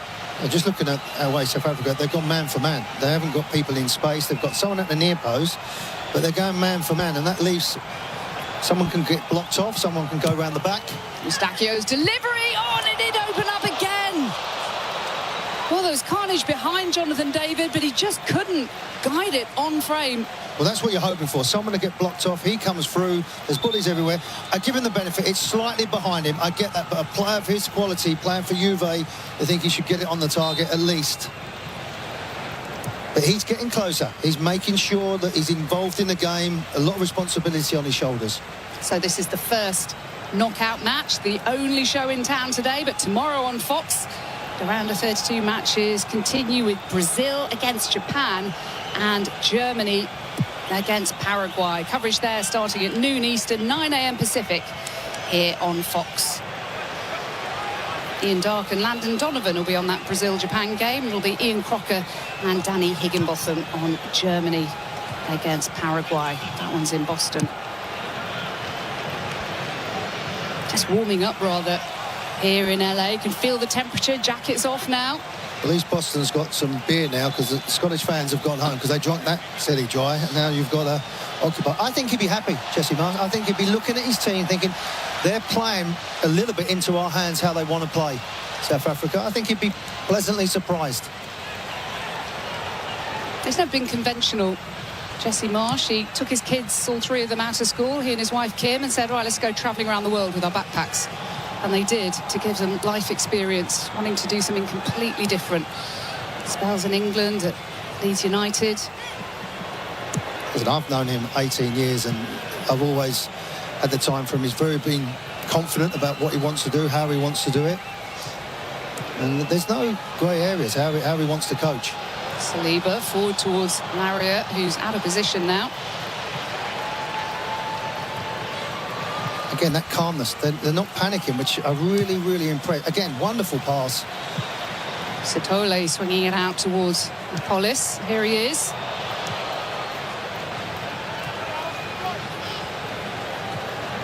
But they're working their way up the field. You know, if that diagonal ball's not on, they retain the ball. They try and get the midfield players in that area. They just need to maybe have a midfield runner to take the back four of Canada away, because they're quite a high line. We know that when they press, and so there is space in behind. Interesting contrast of quotes from Hugo Broos, the Belgian in charge of South Africa. He's saying it's already a win just being here at this stage, and then he says, we are going to win tomorrow, saying that yesterday. We are going to win. We wouldn't expect him to say we're going to lose. No, but you don't often say... No, he literally said, we will win this game and then we'll be in the next round. Why not? And his wife's given permission for him to be away for another week, he said. So has mine, actually. Can you make it 2 weeks? I'm slightly offended because my husband says, just stay away, it's too hot in England. We've got no aircon, you may as well stay in hotels over there. I'm like, oh, cheers. No, I can understand. That's a foul on Saliba. I thought it was excellent, Saliba, in the game against Switzerland. He was in that area by himself. He's having a close shadow down. Granit Xhaka was excellent on the ball, but he did try and close him down. Saliba, and he's got good energy. He wants to go forward. Well, Saliba brought into the side after that devastating double leg break, a horrendous injury to Kone, as they're telling the goalkeeper to stay back. Instruction from Cornelius to Crepeau, and yes, they won that game 6-0 with a couple of red cards for Qatar in Vancouver. But he's been so positive, Kone, acting as a coach in the team, coming straight back in after his operation that night. 3 doctors watching, saw the incident, got the keys, went into the hospital, operated on him, and he waved to the supporters on his way off because he didn't want to put the players off. He didn't want them to be too upset by what was happening. He wanted them to continue into this tournament, and here they are in the knockout round for the very first time, as are South Africa. Yeah, no surprise with the possession again with South Africa, but is it with a purpose? There's a foul.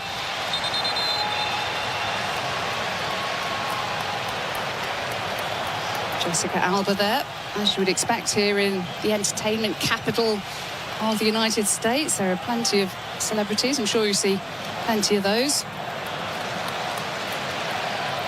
Yeah, as I said, this is going to be a physical game. It's been clean but physical. The referee has made it perfectly clear just to let the game go, but this is that little area where it's a nice distance, because as a back unit of South Africa, you don't want to get too deep where the penalty spot is, because any touch could go in. But by doing that, being up on the 18-yard, you're leaving space in behind. So it's that decision: do you drop off just as he kicks it, or do we try and be brave enough to hold that line? And all you need, one of them, a Canadian player, to time that run. Miller leaves it for Eustachio, as you'd expect. Queuing up, but Cornelius could not connect. Wow, what a chance. And that's the risk you take, because you leave the space. And maybe with the ball, and I'll give him a little bit just being floated in it. If it was maybe driven, he can get more contact, but he still should do better. Williams in goal, who's already had 1 clean sheet. Now, it's opening up for South Africa here. 2 men on him. There's plenty of support from distance from Mokoena. Oh, what a block.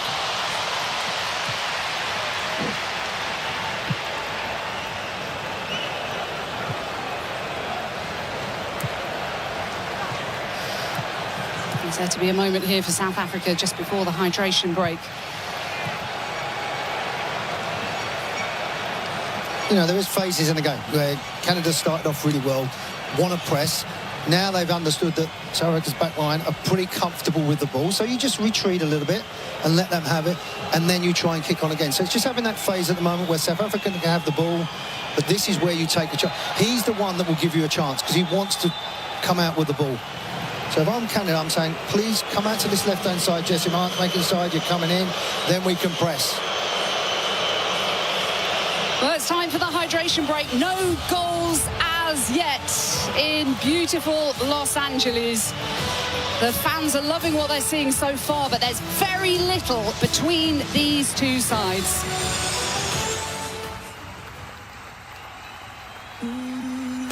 The free... You're locked into a lot of things you can't change. Weather, traffic. Hey, stay in your lane.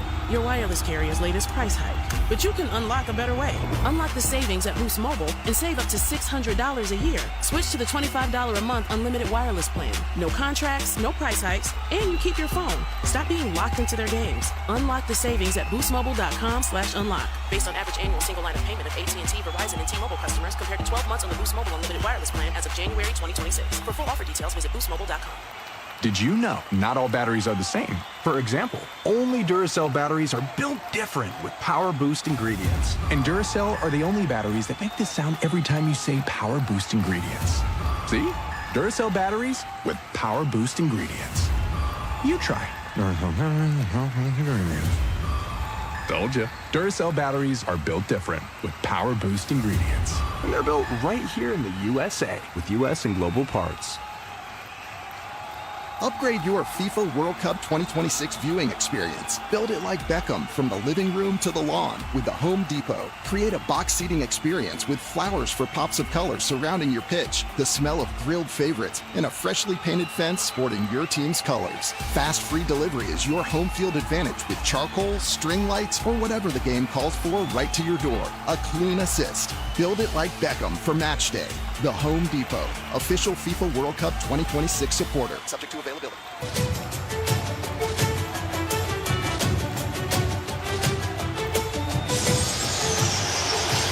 Uncharted territory in LA. The first time we've ever had a round of 32 at the FIFA World Cup. And South Africa and Canada are taking full advantage. Jackie Oatley here with you, alongside former England and Newcastle United defender Warren Barton. What have you made of it so far? Well, just looking at both coaches have used this time to really implement their points across where they should be, where the tactical positions of the players have been. I think the game, the way it's been played, has suited Canada. South Africa have kept the ball well. They've had more possession, but is it with a purpose? Have they really had the chance to try and penetrate the back four of Canada? I would say no. I think it's been quite comfortable, and I think Jess would be saying now can we kick on a little bit? We know predominantly they want to go to the left-hand side, so that's an area that we can close down. But the atmosphere is good. The fans are around. And as usual, we was here early, seeing everybody come in. I always think when we get here 4.5 hours early that not too many people will be here, but they're still always here. There are always plenty of supporters outside, and it is such a huge occasion. Well, coming down from Canada as we was after the Switzerland game with Canada, there was lots of people on the flight. There's lots of fans coming around, not just Canadian fans or South African fans being around. People was watching the England game yesterday. Harry Kane get another goal. A very solid professional performance by England. I wouldn't say it was vintage, but job done.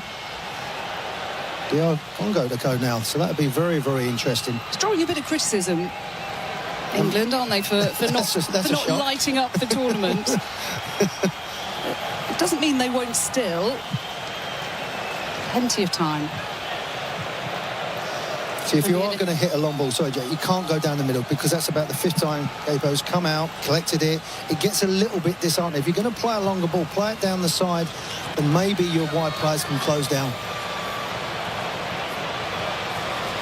Larrea. Now David finding Miller. He did have an opportunity earlier, but he tried to cut inside onto his favoured right foot. Eustachio. Talk about how it's not how you start a tournament, it's how you finish it. But South Africa really have improved significantly with every game after they're written off after the debacle against Mexico, those 2 red cards for their players, and then got a point against Czechia, much improved, and then beating South Korea, much improved again, and now they're rather full of confidence. And they have to defend stoutly again, as they have been. Satole. But the occasion, you know, against Mexico, opening ceremony, getting ready, that can take a lot. These players haven't been in that environment, but what the coach has shown with his experience of being around this group, he's got them switched on, he's got them focused. He's used 19 players in the 3 games, so everybody's maybe had a feel of the game, everybody's had a momentum. All this back four of South Africa, by the way, have started every game, and 3 of them have played every minute, so they are used to playing together, even though they did play a back 5 initially. They've changed that. And then obviously the keeper's been there, so that gives you a great foundation. And here's Mofokeng.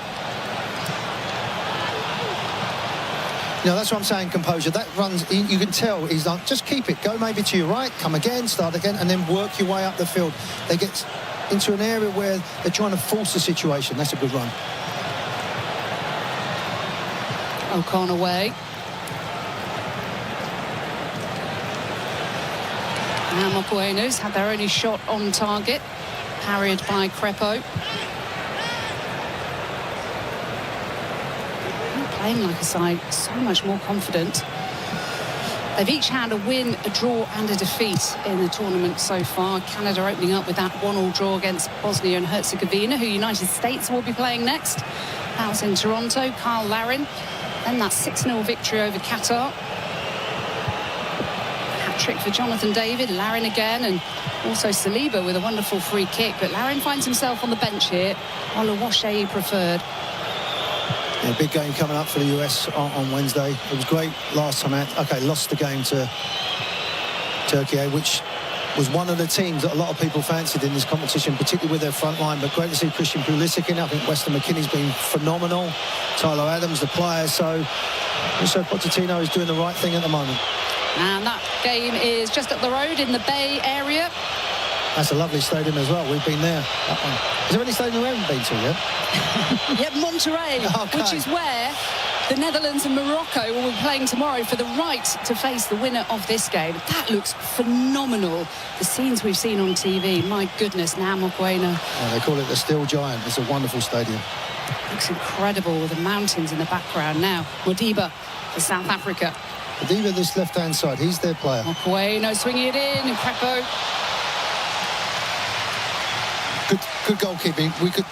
Can't hear it because we're up high, but you could just tell by the players just leaving the ball. As a goalkeeper, communication is vital. You can just come out the way, let him claim it. It's quite unusual to have two goalkeepers in the same World Cup match who are only, in inverted commas, 6 foot tall.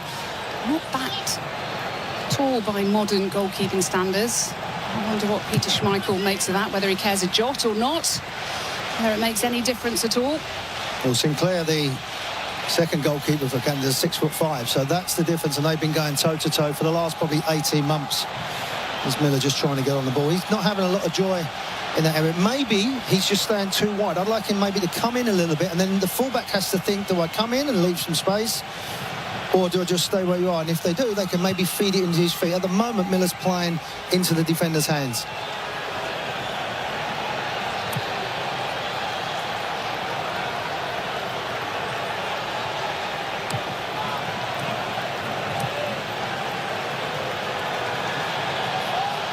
Here's Bombito making his first start of this tournament. He'd be forgiven for being rather shaky. And he barely played since that broken leg in October. I think he's had two games for this. I think he's only had 2 appearances since then, obviously with the national team. But he's not really been tested, so he'll be quite happy. It's just here where he's got to pick the right pass to go into. There's not a lot of movement at the moment with Canada's front line. It could be that someone just makes a run to create space for someone else. They're a little bit static.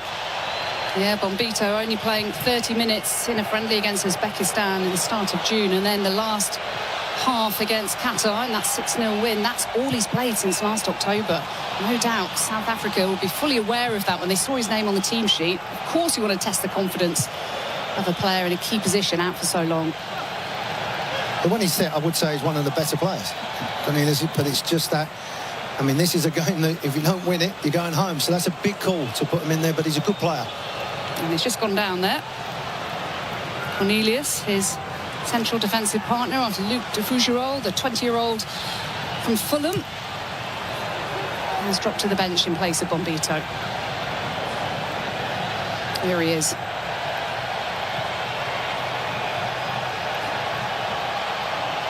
Now Buchanan. Johnston, quick as a flash. And Hollis did not give him an inch.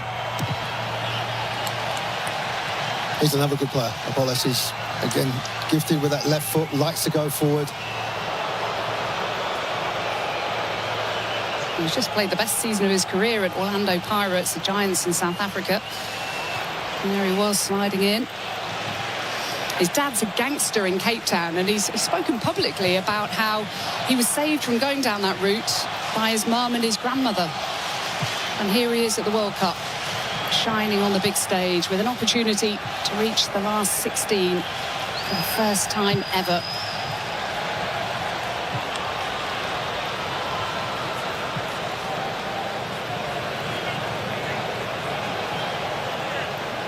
Saliba was loose from Saliba, allowing Satoli to pick it up. Yeah, that's sloppy. You've got to, once you do get the ball, you've got to cherish it, you've got to keep it, that 5-yard pass. Because tactically, Canada are winning the battle because they've set this up, you can have it, but they're trying to play the ball long and through the midfield, and that's not going to work. Now Saliba has Buchanan to his right. Now here's Miller on for Oluwaseyi. Just chose the wrong option. I'm thinking just go to your right-hand side, give it to Buchanan. He can whip it in the area. They don't. They go out the other side. Again, trying to play the ball through. Saliba waits, anticipates it. And that's what he's doing. He's just saying, please roll it in there, and I'm going to get him behind. This is direct from the goalkeeper. This is excellent from South Africa. Seko couldn't keep his feet initially. Now he's got Cornelius all over him. And plenty of company besides, but he's won a corner. Really nicely done. Initiating the move was Ronwyn Williams, the goalkeeper. Well, we've seen a few players as well just slip with the surface, which even when they had their hydration break, they was waltzing the pitch. This is the area there. I think it just comes off his toe into Williams' hand. He's trying to wrap his foot around it and cross the ball, but just got his toe on the end of it. Easy catching in for Williams, and his distribution is excellent. There was a stat a little while ago, he had more touches than some of the Canadian players, the goalkeeper. Apollis with a delivery for South Africa. And the Hopper couldn't wrap his leg around it. That's the first corner of the game for South Africa.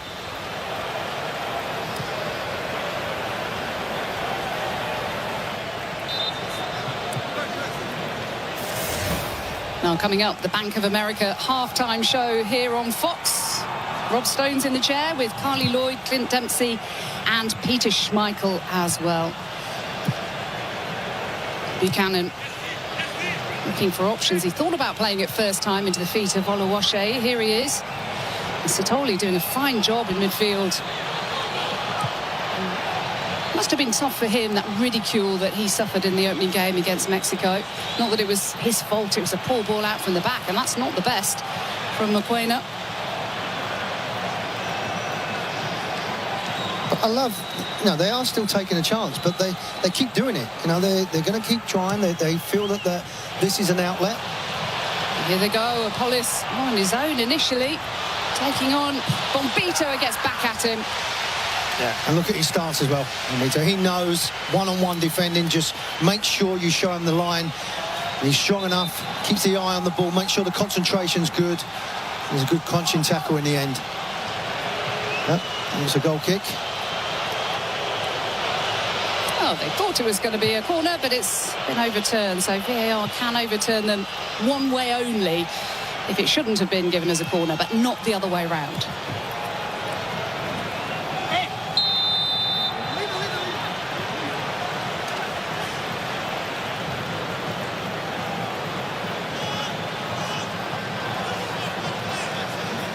He's been quite quiet today. I think that tells me that he's quite okay with his team.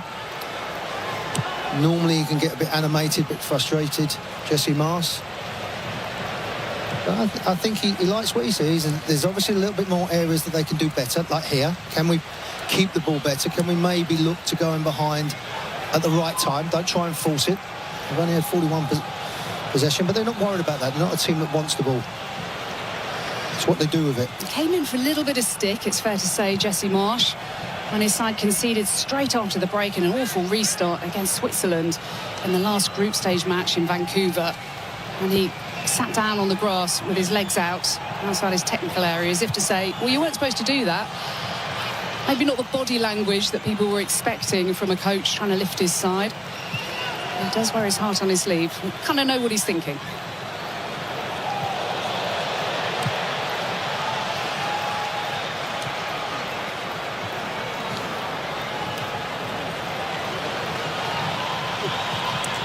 Miller.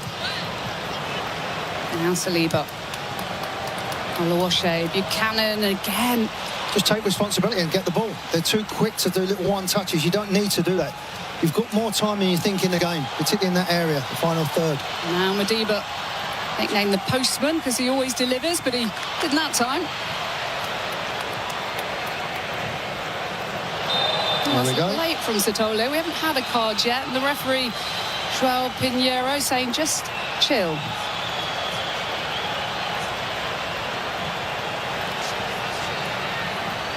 Great feet on the end, the composure.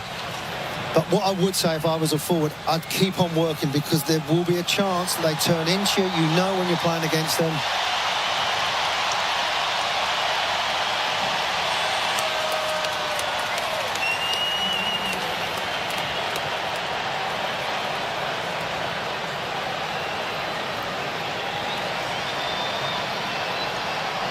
Jackie, another sign with the referee. He's going to let that go. No real talking to it. Dwayne De Rosario there, Canada legend. Great guy as well. I've seen him a few times. His son's now playing in MLS. Good guy, good person. He could play as well. And he had that famous celebration. Couldn't do it now, but he's a good guy. Crepo, reminder, the winner of this match will be the first team through to the last 16 of the World Cup. Bombito on for Johnston of Celtic. He's on a foul by Mukazi, been given belatedly. Again, they're the areas you just stay on your feet. You don't need to dive, and he's not going anywhere. As soon as you go across, a little bit of contact, go down. Now they've got an option to put it in with pace and with quality. I keep emphasising it, Jackie. They will give you a chance. I love the way they play. They want to play out. I get it. I get that's the modern game and how people think. But there's different ways of playing, as we've seen here with Canada and South Africa. But they will give you a chance. It's just if you can take it now. It might be a set piece or it might be a sloppy pass. Well, the sun's come out now in Los Angeles. Will we be treated to the first goal of this first knockout tie? And that's where all the Canadian fans are behind that goal as well, the red shirts. They're standing up. It's gone deadly silent in the stadium so far. Eustachio's delivery. Oh, they weren't short of numbers. The time in the run was too much. You've got to leave the space to go into it. They was already there standing. It's going to be a difficult header. Just watch now. They're trying to head it from a standing still. That's never going to happen. Because as he's timing, he's going up. The ball's coming across. Encouragement from Jesse. As I said, I think he'd be pleased with his team. There's areas we know. Can they pass the ball better? When they get into the final third, can they deliver a better pass? But all round, you can't really say they've been open up. Midfield, they've had a good balance.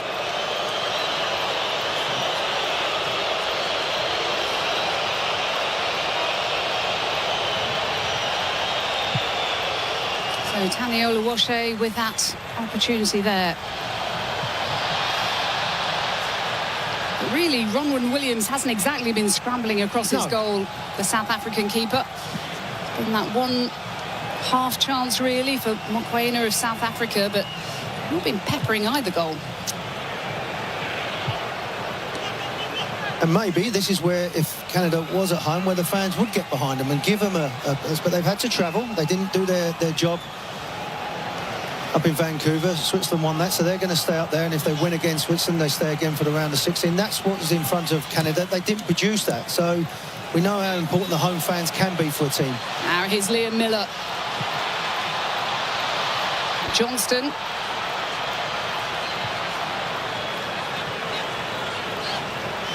Miller again. Oh, what about that ball through for Johnston? It's a nice little layoff looking for Oluwaseyi, who appreciated the sentiment.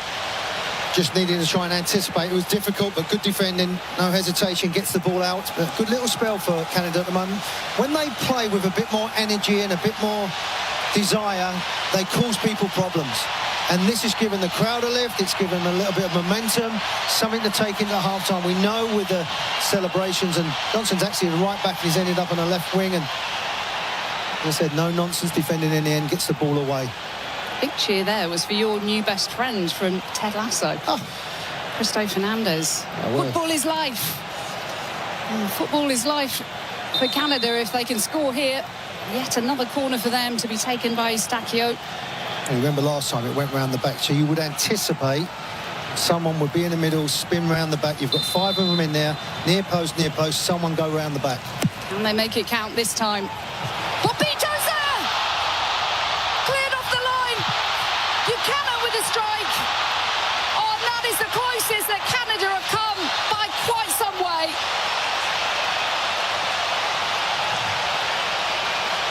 What a ball played in. We speak about the movement, deliveries, set pieces, how vital they are.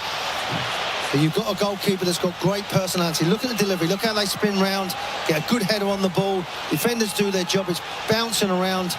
And in the end, Williams gets a good block. But we must compliment as well the way that they defend. There's one defender throwing himself in front of the ball. Look at Williams, the goalkeeper, trying to anticipate where the ball's going to land. He's on his toes. It comes out wide. He throws himself, but you're thinking, can you maybe go to that right-hand side? But you're told as a player, go back from where it's come from, trying to generate the power. But that's an outstanding save as well. Williams, he knows he's got to smother the ball. And it might be that, Jackie, it might be a set piece that opens the door at the moment because the back lines have been well drilled, well organised. Huge credit to the left-back, Aubrey Madiba, clearing off the line. Oh, what a story it would have been. Bombito, his first start of this World Cup. Now Miller. Laria's up there from the back. Oh, he's had a penalty. The ref's thinking about it. Well, there's players around him. The captain has to be there. It can't be anyone else being around. But Miller can't believe it. They think when they played it in. Well, when Richie Larea turned in the box there, was his foot caught? I would know as a fullback pushing in. If you go in, he's got a chance to cross the ball. And maybe he just dangles his leg in between. Was it Larea who put his foot in between the legs of the defender? Let's have a look. Well, is he trying to get his foot around it to cross the ball? But the referee was in a fabulous position. He looked at it straight away. Well, VAR will obviously be looking at this. They always do. In stoppage time at the end of the first half. Oh, VAR today is Carlos del Cerro Grande from Spain. And that's where all the Canadian fans are behind that. And that's why the big cheer went up. There's obviously a conversation going on. Great to see the captain, just the captain, not a group of players around. Well, let's bring in Dr. Joe Macknick for his opinion on what you've just seen, Dr. Joe. Well, it's been consistent throughout that the VAR has supported the decision of the referee on the field. And it looked like the defender had established himself, had planted his foot on the ground, and the attacking player put his foot in between and caused himself to fall. He initiated the contact. Thanks, Dr. Joe. Remember, it has to be a clear and obvious error by the referee for VAR to suggest a review. Not just, well, I might have given it, you decided not to. It has to be really, really obvious. And initially, it's supposed to be a high bar as well, remember. It's not supposed to be re-refereeing. Well, he had no hesitation.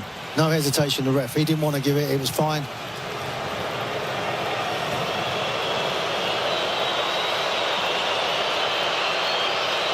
Well, tomorrow night on Fox in prime time, a massive match-up in the round of 32. The Netherlands taking on Morocco for the right to play the winner of this match here in LA. Coverage starting 8 p.m. Eastern, 5 p.m. Pacific here on Fox. Calling that game, John Strong and Stu Holden. Now, the flag stays down. Oluwaseyi has Miller for support, has Eustachio. Oluwaseyi thinking of going himself, nicked away from him by Maseko.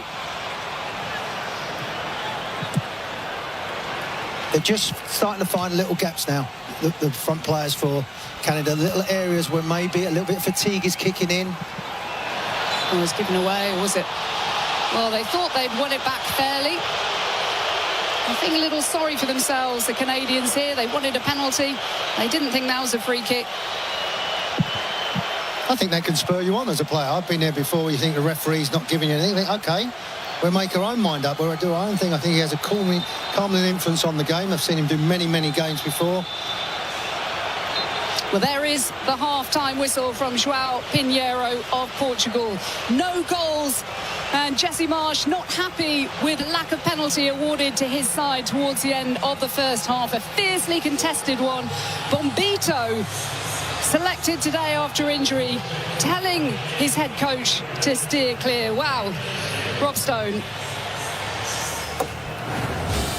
Well done, Mr.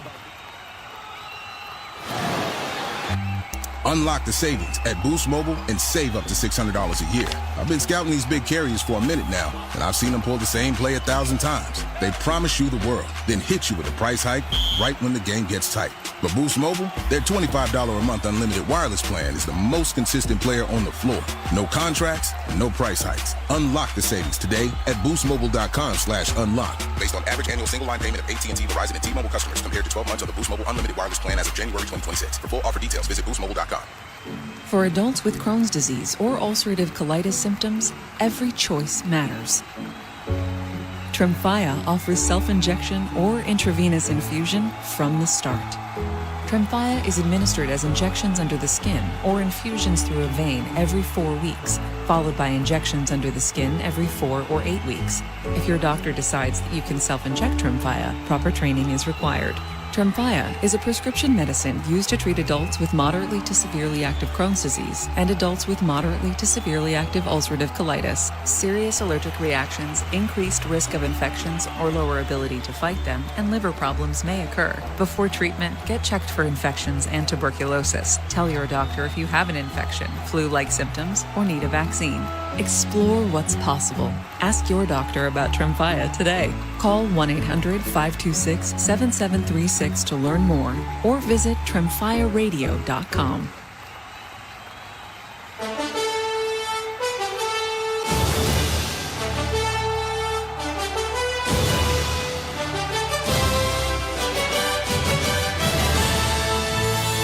Welcome back to iHeartRadio's coverage of the 2026 FIFA World Cup. Anderson Hurston, former #1 overall pick in the MLS Super Draft, as well as a Congo international, Steve Zakuani, joining us here today.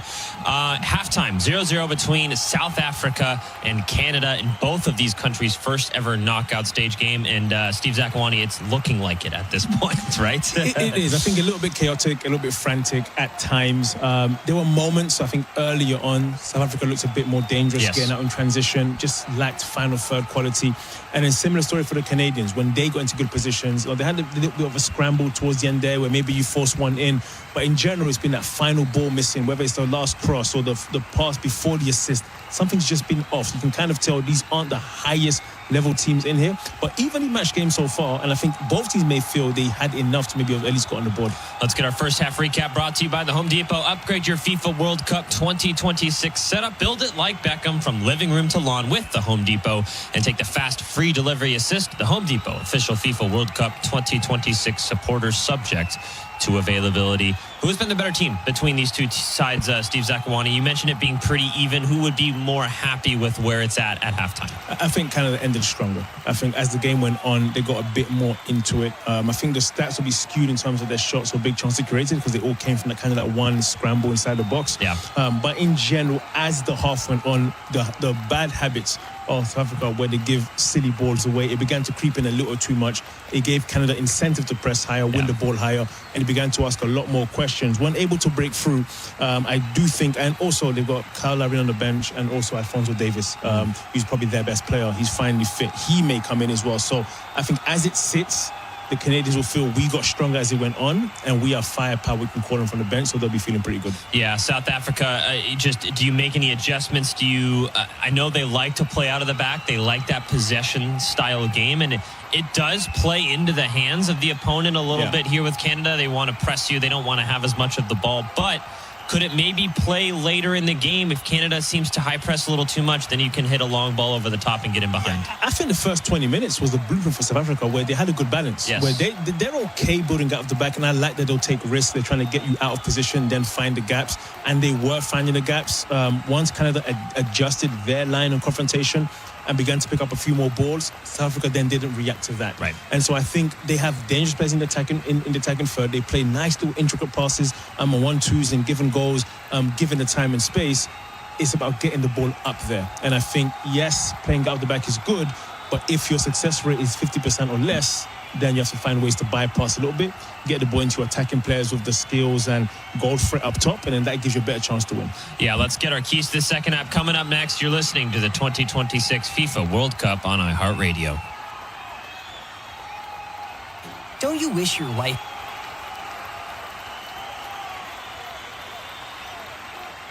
Discover a new podcast from our library of over 350,000 titles. Here's an iHeartRadio podcast preview. Rip Esselstyn here. I want to welcome you to the Engine 2 Plant Strong podcast. In season 1, I'm going to introduce you to Joe Inga, a Bronx firefighter who reached out to me to help him reclaim his health that has been spiraling out of control for the last 12 years.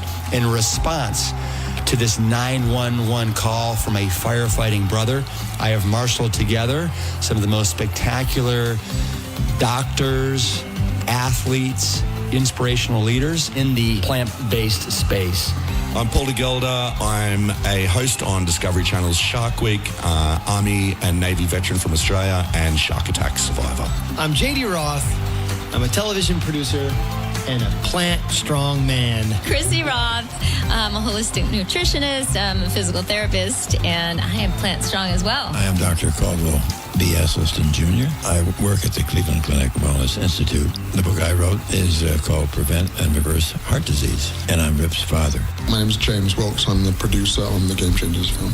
I am Dean Sherzai, the co-director of Brain Health and Alzheimer's Prevention Program in Loma Linda University. I'm Aisha Sherzai. I'm a neurologist and co-director of the Brain Health and Alzheimer's Prevention Program at Loma Linda University. And we're so privileged to be part of this journey with you. My hope is that for every Joe and every Jane that's out there, this season will inspire you and inform you as you too take action and become the Plant Strong person that you were destined to be. Welcome to Plant Strong.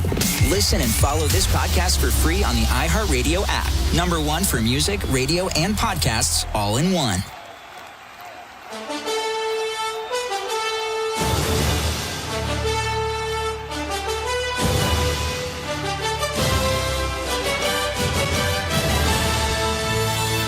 Welcome back to iHeartRadio's coverage of the 2026 FIFA World Cup. My name's Anderson Hurst. I'm joined by Steve Zakuani. 0-0 between South Africa and Canada after 45 minutes in our first knockout stage match.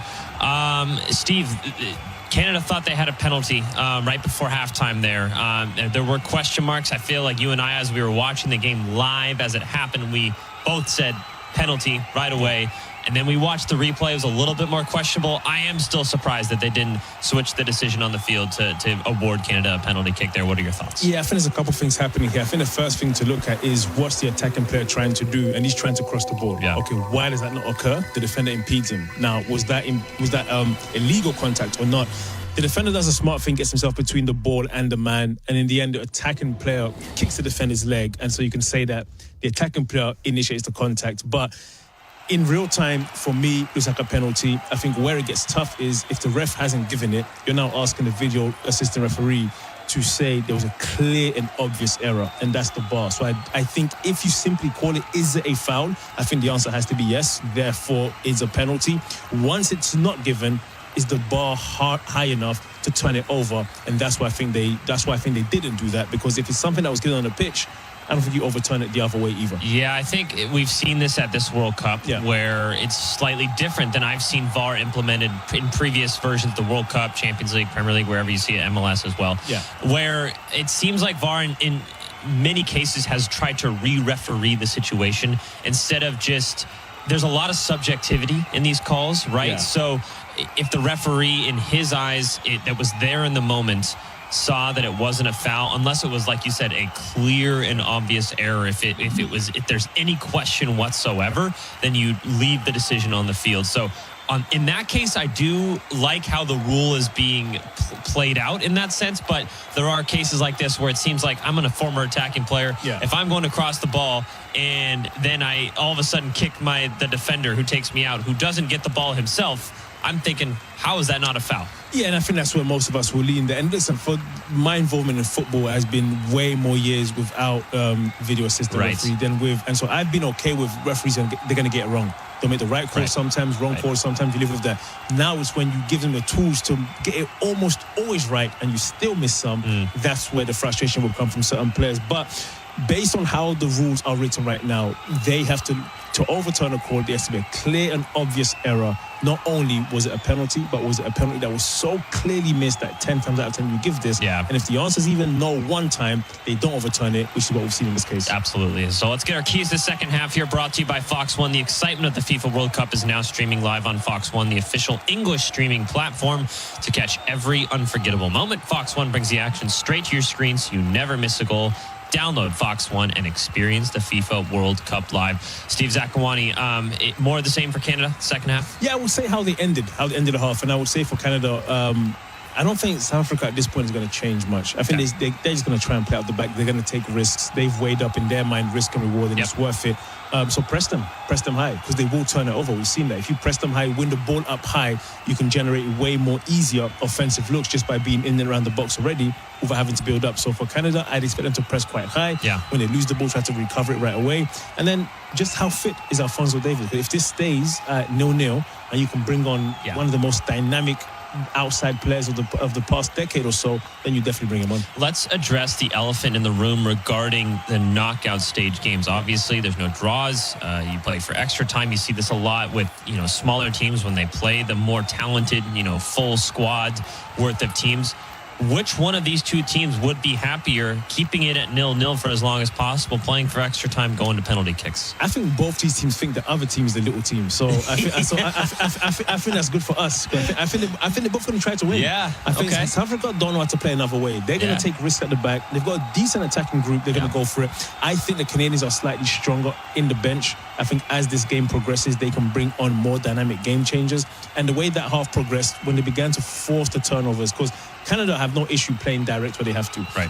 And that's more adaptable to the type of game we're seeing. Get the ball into the attacking half, into the final third, cause confusion in that way. So I lean towards Canada, but I think both teams will go for it. Yeah, we'll see. It should be a fun second half. Still 0-0 at halftime between South Africa and Canada. We'll have the second 45 minutes coming up next. We'll talk to you after the game, maybe before then if it gets to extra time and penalty kicks, but hopefully we get a winner before that. You're listening to the 2026 FIFA World Cup on iHeartRadio. The free iHeartRadio app is #1 for music, radio, and podcasts, all in one. Discover a new podcast from our library of over 350,000 titles. Here's an iHeartRadio podcast preview. On September 16th, 1961, Betty and Barney Hill cut their vacation short and decided to drive home. They were having difficulty finding their way around the city, and Barney decided he just wanted to drive home, knowing that they would arrive at their home on New Hampshire's seacoast at about 2 o'clock in the morning. What they saw that night in the New Hampshire sky would change everything. I began walking across the highway, looking up at the objects with the binoculars, putting them down, shaking my head, saying, well, this just can't be true. I don't believe it. A light in the sky. At first she thought of a falling star, but she realized that falling stars don't fall upwards, and that's what this one was doing. 2 years later, the Hills would undergo hypnosis. He's trying to start the car, and it won't start. And the medic coming to us, and I think, well, I can get away from this. If I get the car door open, I can run in the woods and hide. That became known the world over. Dr. Simon gave me a post-hypnotic suggestion. He said if I wanted to, I could sketch the star map. But if I didn't want to, I didn't have to. So about 2 weeks later, I sketched it. Their account has been scrutinized. Under the influence of hypnosis, especially if you're highly hypnotizable, you are even more susceptible to contamination and distortion. By scientists, skeptics, theorists, and believers. She wound up building a total of more than 20 three-dimensional models and was able to find one and only one pattern that matched what Betty had drawn. What happened on that night journey in 1961? Were the Hills confused about what they saw, or did they have an encounter with beings not of this world? From iHeartRadio and Aaron Mankey's Grim and Mild, this is Strange Arrivals. Listen and follow this podcast for free on the iHeartRadio app. #1 for music, radio, and podcasts all in one. We now rejoin Fox's live play-by-play coverage of the second half of today's FIFA World Cup 2026 match. Follow all the exclusive World Cup action on iHeartRadio.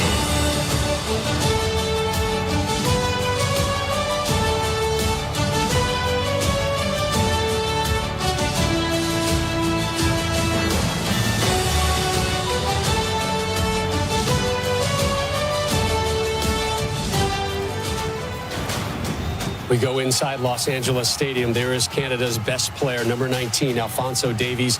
Hamstring injury May 6th. He has not played since.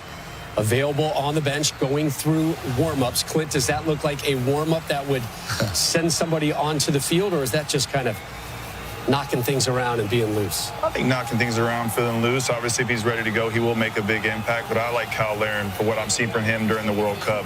Tying the game against Bosnia and getting the game winner versus Qatar. I think he'll have a point to prove coming off the bench, and we'll be looking to add another goal to this World Cup. I think when we talk about Alphonso Davies, what we got to remember with this is he's been injured nearly all of 2026, and then he came back for Bayern. He had the same injury, and he aggravated it. So to aggravate a hamstring injury is an issue, but he's the guy, he's the one guy he can throw in, and he can change the course of it for Canada today. And clearly, Jesse Marsch may be thinking potential extra time. So maybe he doesn't want to have him play the full 90 plus, but they've got to come out here and they've got to get an earlier goal, because the longer this game goes without any goals, I'm favoring South Africa. They wanted to go to penalty. They'll be so happy for it to go to penalty. I'm sure about that. I think you're going to be happy if it goes to penalties. You've been talking about it since the pregame. It's hugely entertaining. No? I'll buy that. Also for Canada, Kyle Larin available off the bench, and South Africa set to make the first sub of the game. For more on that, we send you back inside LA Stadium. Jackie Oley and Warren Barton. Thank you very much, Rob. It's hotting up here inside this stadium as South Africa making the first substitution of the match. And it is Mofokeng, the player to go off. And it is number 5, Talent Mbata, the midfielder, to come on. He has played in this competition. And that is the only change of the two.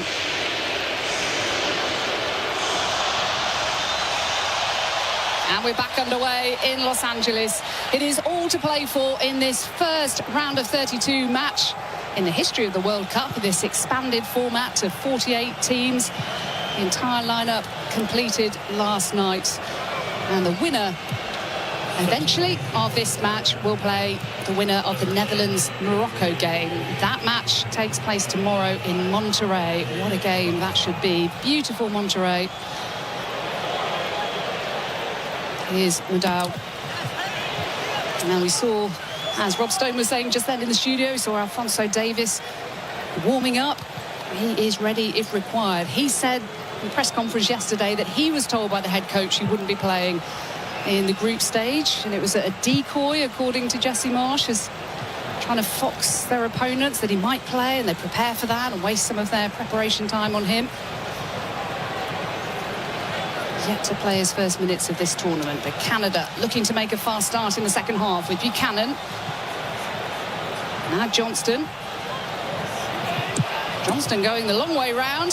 Oluwaseun, and now Miller. Big chance. Johnson, I love that play. He pushes forward, does it for Celtic. Well, the flag had gone up as well anyway, but just trying to get round, and the whole ball has to go over the line, which it does, but Johnson's got good energy. He's played every minute in all the 3 games. And Miller are trying to get an understanding on this left-hand side if they can. Buchanan and Johnson on that right-hand side, they do well. This is something that South Africa do. There's a goalkeeper, he slows it down. They all get set into an area, then they go long and look for the second ball. It's not an area where they want to try and play out through the middle. Ooh, a slip by Ocon. That's it. I keep closing them down. They will give you a chance. Squeeze in, don't let them out. There's a sign. You know, Jesse Marsh would have said that at half-time. Try and force it to one of the centre halves, because they don't do it first time. They don't want to go forward. They want to try and go into the middle, go out the other side. If you can squeeze in and time it correctly, they're wide apart and you're running in towards the goal. Click on from Miller, who's in the Premier League with Hull City as of next season after winning the promotion playoffs.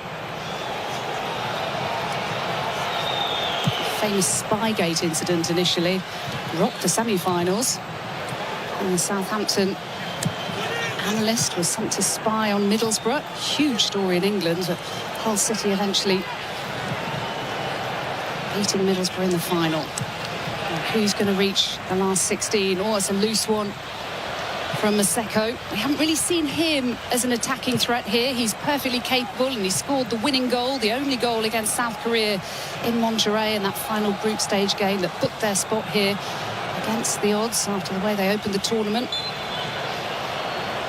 Foul given in favour of Mbakazi. The Chicago Fire defender, who's going to possibly have Robert Lewandowski as a teammate there now, is being heavily reported that he's going to be moving there. Legend. Oh, they've lost their phone. They're doing a celebration and the phone goes missing. Yeah, Lewandowski being these... They've done a good job at Chicago. Nico Holter's done a good job. The way they play, the style of football, the young players that he's been able to bring through. Big fan of his. Obviously, he was the coach last time out for the US in Qatar. And great to see his son getting a goal as well. What a strike that was. It was fabulous. And the United States in action again very, very soon against Bosnia-Herzegovina. Up in the Bay Area on Wednesday, so that'll be a big show. A lot of pressure on the players, but tough team to play against, but I do feel they've got the quality, the USA. But how many times we said this in this tournament, of quality. I mean, what a story. Cape Verde as well, they're through to the knockout stage for the first time. There's so many teams that have been able to do that for the first time. And what I love as well is that they've got Argentina. I mean, if you're going to go into the next round of 32, which is going to be difficult, I think they're a good team, but they've only got 500,000 people as their population, and they're going against Argentina, who are the winners with a certain Messi, who's got goal after goal after goal. 6 goals already. Yeah, off the bench onto the score sheet yesterday from Lionel Messi. I keep saying it, but the big names really have shown up at this World Cup. There's a problem here for Mokoena. They just made a substitution at half-time in the midfield, and he was caught late by Buchanan. Yeah, I always think if it's just a kick, as long as he doesn't twist his ankles, you could normally run them off as a player. Yeah, it hurt for that 45 seconds a minute, but you normally try and figure that one's out. But Jackie, you're absolutely right. When the big players have come to perform, and Mbappe, we've seen Dembele was saying, look, I'm not at the equation. He goes and scores a hat-trick, although Norway have changed their entire team to do that, and rest of... Well, we're talking about the big names. Messi, 6 goals in the group stage alone. Sometimes that's enough to win the Golden Boot, isn't it? This is Junior Haaland in there. He's still going to have plenty to say for himself, but it's the Canada forwards now looking to try and get on the end of this. Cornelius is up there from the back, hooked away by Madiba. Just haven't been clinical when they've had opportunities in the box. They've either been air kicks or they've taken too long. They've had an opportunity and they've not taken the snapshot when the moment's been there for them. Yeah, they haven't been sharp enough. Even with that set piece that they had, and Carly Lloyd rightly said, you've got to take your chance. You've got to anticipate. Actually, 2 players, Canadian players, going for the same ball. You've just got to be ruthless. This is the business end now. You know, it's the knockout stages. You win, you go through. The rest of you go home and you're watching it on TV. Or not. Do you watch it on TV? What, this World Cup? It's been fantastic. It's painful if you've just been 4.6 million people have attended the stadiums.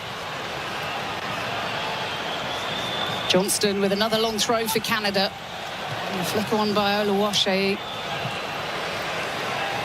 Well, I wonder if Jesse Marsh is thinking of pushing the Alphonso Davies button at some stage. He's very much on limited minutes, having had so many injury problems. He'll use him if he has to. That's the theory. Well, what are you saving him for? That's going to be my question. Because they're not behind as yet. Larea. But it is a conundrum for him. You normally, as a coach, you start thinking that hour marks, 70-minute marks, and someone like him, as Clint rightly said, is a game changer. He's a difference player. When Canada have someone like him in the team, you feel that they're strong enough. There's a collision again. As I said, this game has not been for the faint-hearted. Little pull back.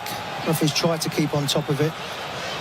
It's really divided opinions, hasn't it? That's loose from Cornelius. That's what they've done, Polly. He thought he was on his bike. Yeah, that's the problem. He was thinking, just give the ball, and a little bit of frustration. You can see with Jesse, he's walking around, he's just trying to think, have a little chat to his assistant. Where do we go from here? What are we doing? When he did make the subs against Switzerland, it was that minute too late. They went down 2-0 because he was trying to get 3 players on. The ball didn't go out. Then they was chasing the game. They got a little bit of momentum in the last 15-20 minutes, but he was trying to get people on just before they conceded that second goal, which would have made all the difference, because then they would play the last 2 games in Canada. They've had to come just south of the border to Los Angeles, which is not a million miles away from where we was in Vancouver. A lot of Canadian fans have come down and obviously live in the country as well. Oh, Larea, I can't believe he's been penalised there. He's gone through the player and got the ball. He's the coolest man in the stadium. The referee has been in charge. It's not had the energy that I would have thought. I think you've got a lot of nervous players out there. I think you've got players that don't want to make a mistake, because you can only think back home what might happen if you do make a mistake. And that's going to be on the players' minds. And when that happens, they do things safe. You take an extra touch. Oh, that's nice. And that one. Nicely done by Mudau. Oh, another one. And again and again.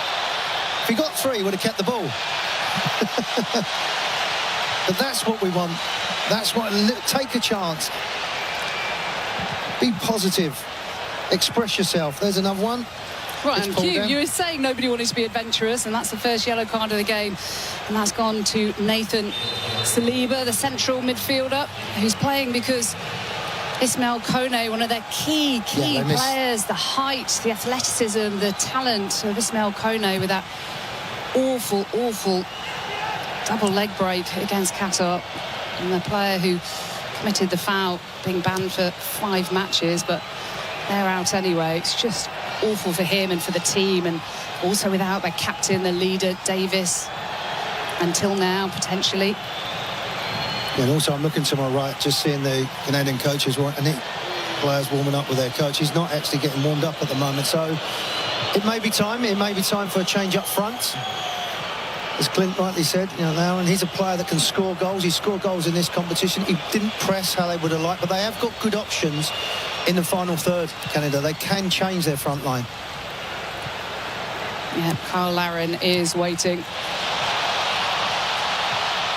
Now South Africa, plenty of space. Not the ideal ball for Maseko. Maseko running into traffic. He's carried on his run and slightly overhit for Mudau.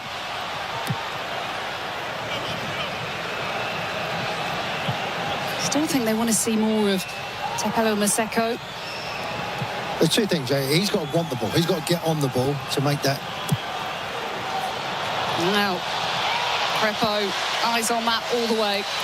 Yeah, good goalkeeping. He was clear. Good, moved his feet well to come across. Not challenged either.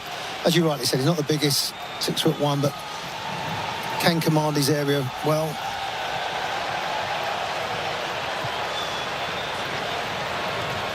Canada having reached this stage for the first time without a key player. We talked about Alphonso Davies many times, but Kone having been missing since that Qatar game. Bombito only starting for the first time here. Alfie Jones hasn't played a minute, the Middlesbrough defender.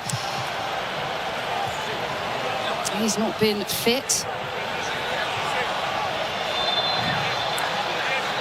See, I think now they've got to play quicker. Canada, put the ball down and play.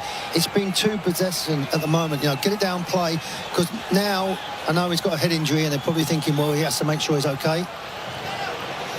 The FIFA president continues to watch on. Somebody has to win today, remember. Whether it goes to 30 minutes of extra time or to a penalty shootout.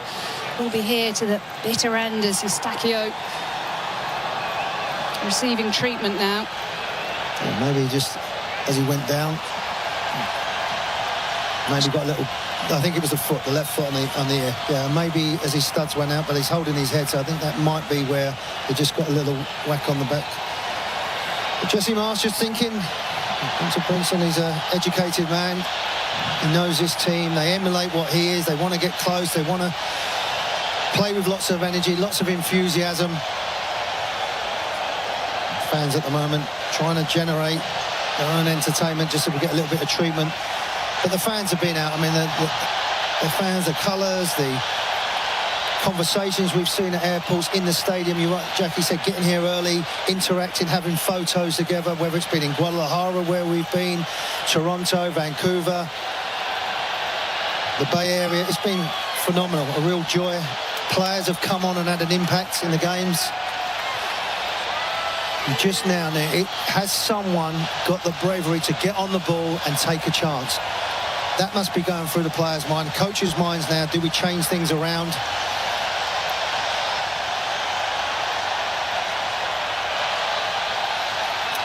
Now Luc de Fougerolles is about to come on, and it is Saliba who's just yellow carded there.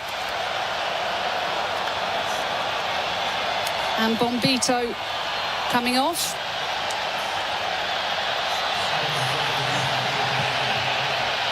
And Nico Siegel coming on, the Hajduk Split player, Split in Croatia.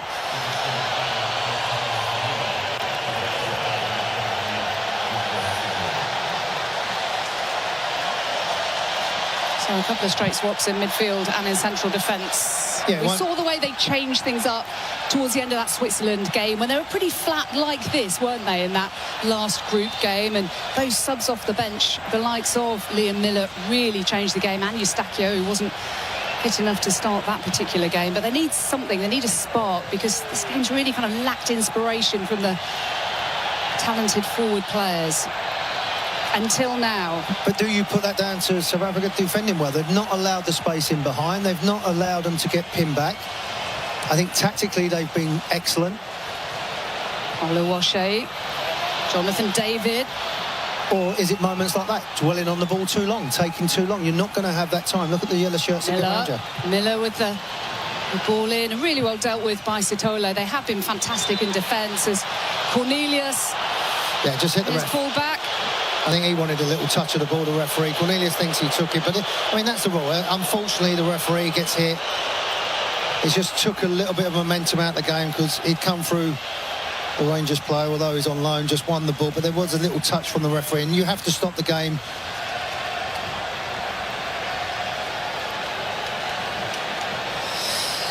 Well, a reminder, tomorrow on Fox, day 2 of the knockout rounds, we'll see Brazil against Japan. That is in Houston, and Germany against Paraguay. That is in Boston, and we'll have coverage starting at noon Eastern, 9 a.m. Pacific on Fox.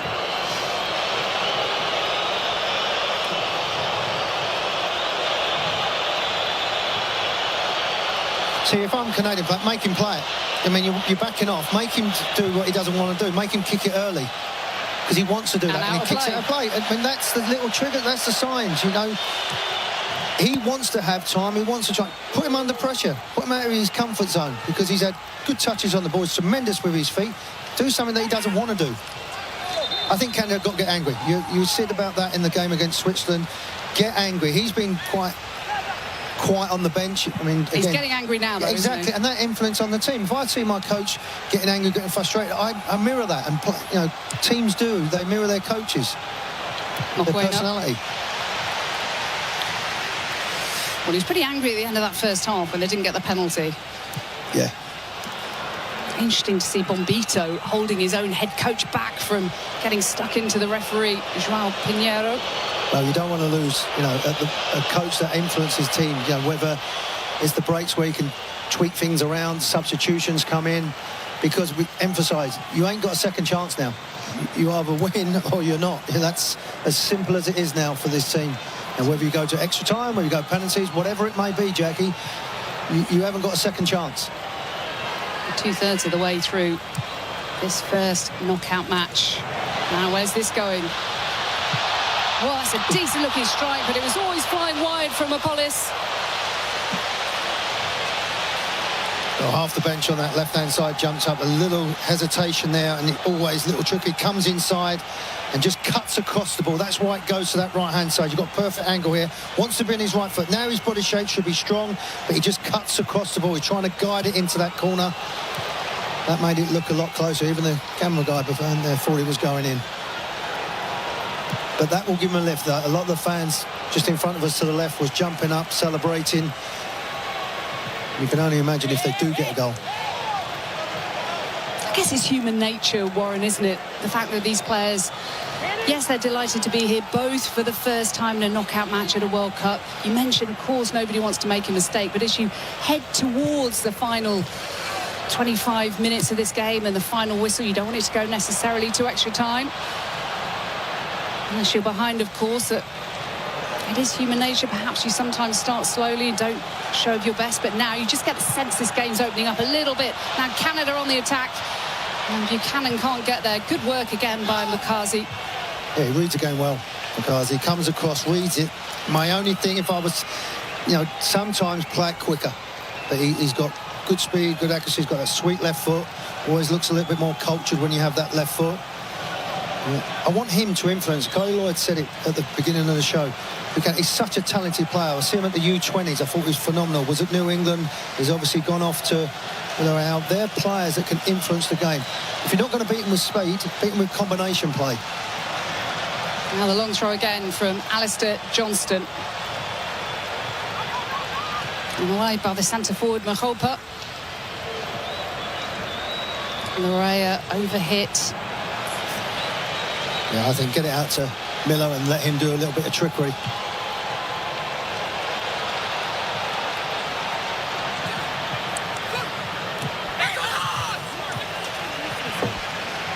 I guess the tempo's gone up slightly. Just looking to our right as well. Two Canadian players getting some instructions as well. Now here they come, Canada. Oh, they could be in here. So close, is that the moment? Heroically off the line by Makazi. What a moment. Sensational defending. The goalkeeper plays his part as well, William. He comes out. A beautiful counter-attack. The weight of the pass is excellent. David thinks he's got away. A little touch there, but look at this defending. Because concentration, you know you're going to get hit. As the ball's coming in, Richard just thinks he's going to score. He thinks he's going to get on the end of it. The young striker, but he gets away from the ball. And it's actually David that's coming through just to block it away. Well, you can hear that noise. So many Canadians here in Los Angeles inside this enormous NFL arena. And if they were to finally score here, it would be deafening. Eustachio. And by the Fougereau. Half a chance. Half a chance. Again, the best line has been from a set piece. A little break with the pace that he has. Just that little bit of composure. Here's the referee's cam going through. Good technique, gets away. A little touch, and you think just with that left foot he thinks is in, and his partner David's going to come across and maybe header it in, but sensational. Great goalkeeping. Stands big, doesn't gamble, doesn't go down too early.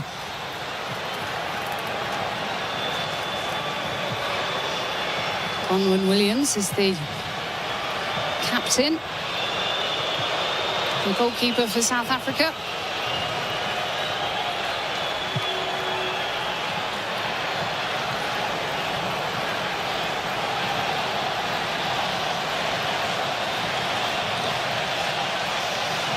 And you can scan the QR code on the screen right now to vote for the Michelob Ultra Superior Player of the Match. Which way is this game going? Away by Ocon. Can I just need a moment? Something sharper in the final third. A moment of quality that so far eluded them. And their card there. They got caught the wrong side. Trying to be too clever with a little flick. Referee, no hesitation.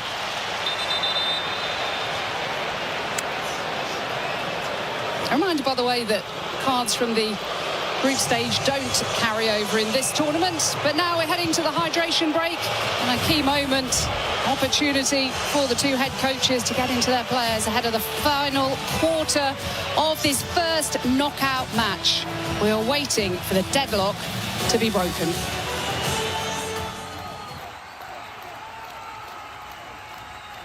You're locked into a lot of things you can't change. Weather, traffic. Hey, stay in your lane. Your wireless carrier's latest price hike. But you can unlock a better way. Unlock the savings at Boost Mobile and save up to $600 a year. Switch to the $25 a month unlimited wireless plan. No contracts, no price hikes, and you keep your phone. Stop being locked into their games. Unlock the savings at boostmobile.com/unlock. Based on average annual single line of payment of AT&T, Verizon, and T-Mobile customers compared to 12 months on the Boost Mobile unlimited wireless plan as of January 2026. For full offer details, visit boostmobile.com. FIFA World Cup takes the global stage from June 11th through July 19th on Fox 1, the official English streaming platform of FIFA World Cup 2026. Stream all 104 matches live and get closer to the action with a personalized viewing experience built around you. Choose up to 4 streams with multi-view, catch highlights before jumping into the action, get live stats in real time, and replay key plays instantly. Experience the FIFA World Cup live on Fox 1. Watch 3 days free. For details, visit Fox.com. Offers are subject to change. See Fox 1 for complete terms and conditions. Upgrade your FIFA World Cup 2026 viewing experience. Build it like Beckham from the living room to the lawn with the Home Depot. Create a box seating experience with flowers for pops of color surrounding your pitch, the smell of grilled favorites, and a freshly painted fence sporting your team's colors. Fast free delivery is your home field advantage with charcoal, string lights, or whatever the game calls for right to your door. A clean assist. Build it like Beckham for match day. The Home Depot, official FIFA World Cup 2026 supporter. Subject to availability.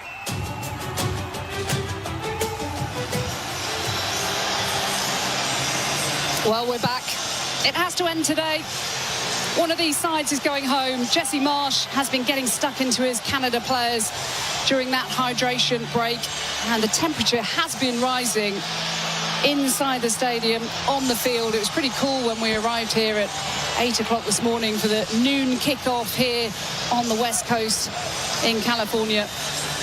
And Hugo Broos, now the oldest head coach left in the competition in the final 32, he'll be pretty happy with what he's seen from his side in terms of the discipline that they showed and how they've grown into this competition. But it's just a case of the final third for either team now. Yeah, I think he's there just talking to his midfield area. They didn't like the fact that they got caught out with that counter-attack press. So they've got numbers in there. So he spent a lot of his time talking about that midfield balance, not allowing that gaps, where you looked at Jesse Marsh was really going to make some subs, as I think both of these coaches will do as the game goes on, but he was more about collective, the group, the dynamics of going. But I think you're right, Hugo Ross would have been comfortable with the way that they defended the midfield. Can they get the quality into the strikers a little bit better? It doesn't always have to be into feet, it doesn't always have to be so predictable. Can you ask questions in the game? This is a sub that we would expect. Miller didn't really influence the game as he did against Switzerland. Maybe he's that type of player to come off the bench and make things happen. So on comes Jacob Schaffelberg. And so too Promise David, who came off the bench. It was a rousing climax at the Vancouver match, the last group match between Switzerland and Canada, scoring a really fine goal. And they need something like that. They need that bit of magic. And it would have been a dilemma for Jesse Marsh as to whether to start Miller after his impact off the bench. But as you mentioned, hadn't been quite so explosive or as dynamic from the start. Yeah, I spoke to both of these players, the substitutes that are coming on just before the game, and they was very relaxed, very confident in what they was doing. Both players know that they can have an influence in this game. Here come Canada and David through the centre. Bakazi once again, all action, central defender. There's that press again, but just giving away a cheap foul, and that's what Jesse would have said. The last 20 minutes of this game, the last 20 minutes, can we press? We've got players up front, particularly in the wide areas, that are good on one-on-one situations. That's that yellow card that he picked up for that foul earlier on.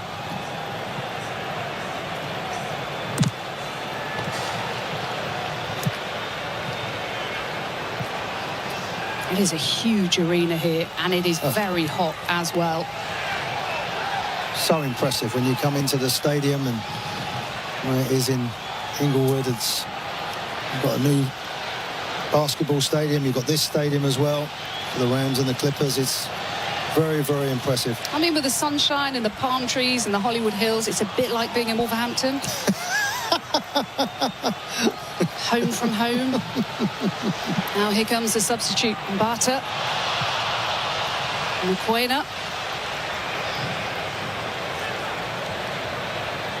The last 18 minutes before we head into extra time.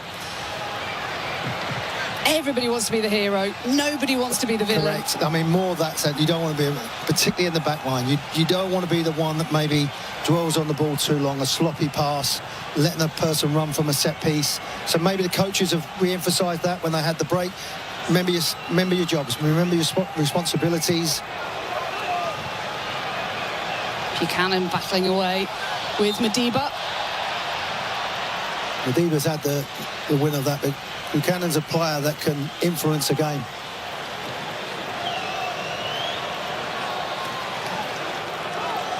Well, Alphonso Davies has just taken off his substitute's bib and is being given instructions as to what his role will be when he comes onto this field of play, looking to turn the tide in Canada's favour. And there are so many Canada supporters inside this enormous stadium that the roar will be quite something when he does come on. So you've got to put him under pressure now. You've got to make him make a decision because they're playing at their own tempo. Again, put pressure on the ball, squeeze in. It's not his fault. They want it like that. That's fine. If the opposition's not going to close you down, we're going to take our time. We're going to pass the ball for you to get ill discipline and see if we can pass through you.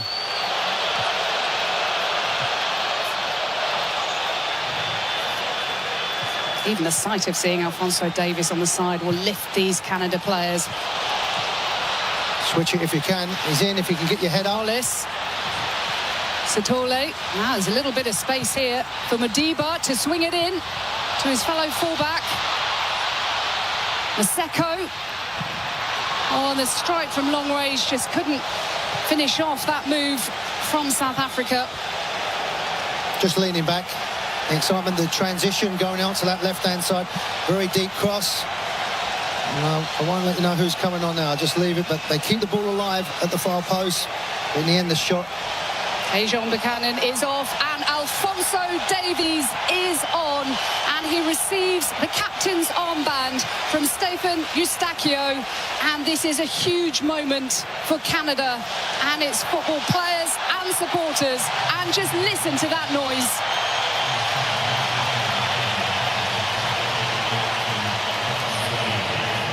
And Jackie, I'm interested where he was going to go, and he's gone left wing. We've seen him for Bayern Munich play as a left back. Shuttleberg has gone over to that right-hand side where Buchanan was, and Davies is on this left-hand side, and just the expectation of him getting on the ball.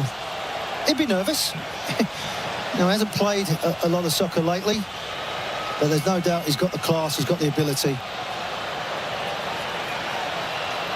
Well, it has been an injury-ravaged season. He missed the first half of the season after recovering from an ACL, and then finished up in May, and then injured a hamstring, and hearts in mouths for Canada and their supporters and the rest of the players. They wanted their leader here for what was a home World Cup. He's missed out on the group stage. Now here's Davies. Now this is better. And the strike from David! Promise David. Coming so close for Canada. Inspired by Davies. Yeah, he attracts people across. There's space then for the give and go with the strikers. Almost David just dragging it to that right-hand side. Couldn't quite test William in goal. Just chokes the ball a little bit. But straight away, Alphonso Davies gets the ball, and 2-3 yellow shirts come over. That's going to create space for other people. And like any good player, he finds the right pass.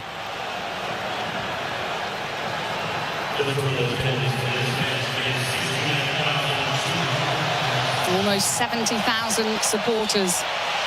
Here, a reminder, as you can see there, no golden goal if it does finish after the regulation 90 minutes and stoppage time. There'll be 15 minutes each way of extra time. And then we will go to a penalty shootout if it still can't be decided. We did say it was going to be tight, Warren.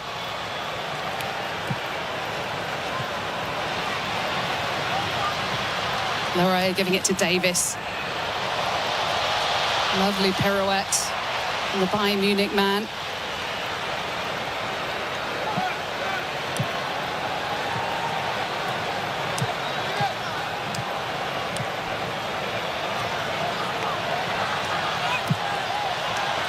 Hoof from Mudau, the right back. One for Apollos to chase. He's a willing runner. Oh, good defending by Johnson, just letting the ball bounce. Although Davis has touched the ball 3 times, he showed more class and awareness in that little spell, just getting the ball. And that's where you've got to do. Keep feeding him, keep giving him the ball. Now, just give it to him. They've just gone up a notch. Oh, yeah. And obviously, and it's put South Africa on the back foot. Davies. Eustachio, well, the 2 men on Davies allowed Eustachio a bit of space. He's fabulous with his deliveries too. Oh, and a little ball in towards Jonathan David! And a save by Ronwen Williams. He's not been called upon a great deal at all in this game. And he's getting busier now. But just simple pass, clever identity, where to find your partner, just slide it into feet. And again, good goalkeeping, stood big, didn't go down, didn't gamble.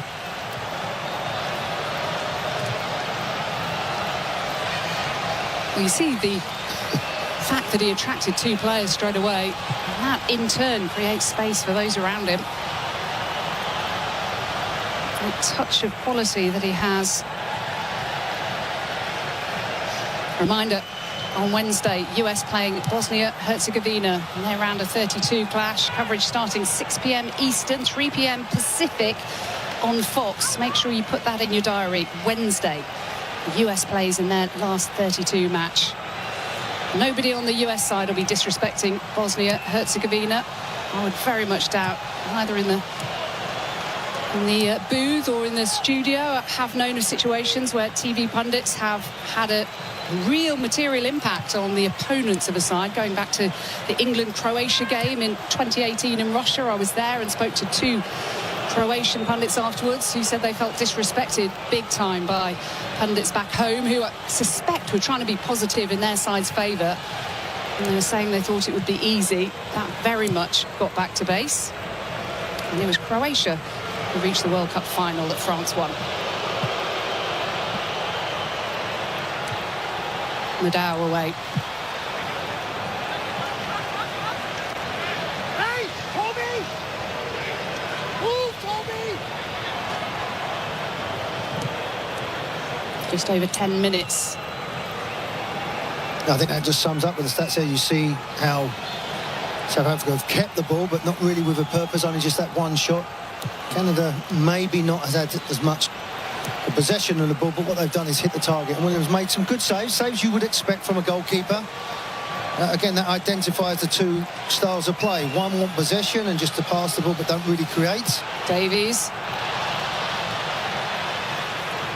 Such experienced fullbacks, Mudau and Madiba.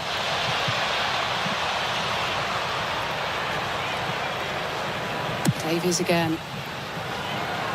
Eustachio to Cornelius. This is such an opportunity as Eustachio, the Porto man, gives it away. Apologies. But they're asking more questions, and now the fatigue comes into the game. It's getting into 81st minute. They've had 3 games. As you rightly said, Jackie, their back 4 and the goalkeeper largely played together and started games together, so they've played a lot of minutes. Used to each other's positions as well. Could they tie, perhaps? Jonathan David. Now here's Johnston looking for options. Promised David in the centre.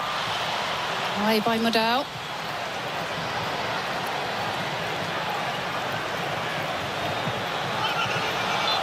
And Schaffelberg thought he won it back when he's penalised.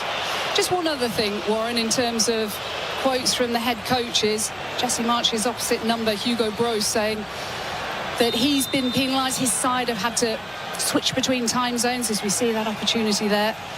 A momentary one for Jonathan David. In the first half, he wasn't taking these chances and just waiting for too long. But in terms of the movement, they started off Mexico, then they went forward 2 hours to Atlanta, then back 2 hours to Monterrey, then forward an hour to Los Angeles. And Canada have been based initially, was there possibly in here, promised David. Oh, that's going nowhere. Canada have only been in Canada, initially Toronto, and then back 3 hours. They stayed in Vancouver until here, which is in the same time zone. Do you see that as an advantage, as Bruce thinks? Yes, I do, because travel is difficult, but it's part of being in a tournament where they're successful. You know, they had time in between, they've had rest to go. That you can use that as an excuse, there's no doubt, but the facts are they've still performed well. They've played at a high level. They won their last game. The second game, they come from behind. They've got character. Calls from Bukazi. Now here's Eustachio. Promise David, no relation to Jonathan. Just that little pass there. You've seen it in the first 45 minutes, and now we've seen it again. An important moment for Luc de Fougerolles, who's been playing on loan in the second tier of Belgium, just relegated with Dender, and now here come Canada. Oh, that first touch. It's just the wrong decision. Take another touch, but on the counter-attack. Well, Schaffelberg's playing on his right side. He is left-footed. Davis, he wants it on his left foot too, ideally. Mudau, running it back really well. 70,000 people know that as well as the fullback. Reminder, the winner of this match, whether after 90 or after 30 minutes of extra time or penalties, will play the winner of the Netherlands-Morocco match, which is tomorrow in Monterrey. And the winner will play on Saturday, July 4th in Houston. That is the prize at stake. If my memory serves me right, Peter Schmeichel was, at the beginning of the game, said this could go to extra time and penalties, because what at stake, the first game of the knockout stage for both of these teams and for the competition as well. The amount of games that's already been played is phenomenal, and we're only touching halfway through it with the quality that we've seen, the goals that we've seen, the attendances that have been at the stadium. It's only going to get bigger and better. This is the 73rd game of the World Cup, more than they've ever been before already. Now here's Apollis for South Africa. It just takes a moment. Apollis! And Crepo, he might well have been creeping wide anyway, but he was taking no chances. Yeah, good goalkeeping. Doesn't gamble, doesn't think it's going to go to his right-hand side. He gets a good see of the ball. Second time round, he smothers it. And that's the danger they have, South Africa, on the counter-attack. Schaffelberg into Jonathan David. Schaffelberg again, looking for promise, David.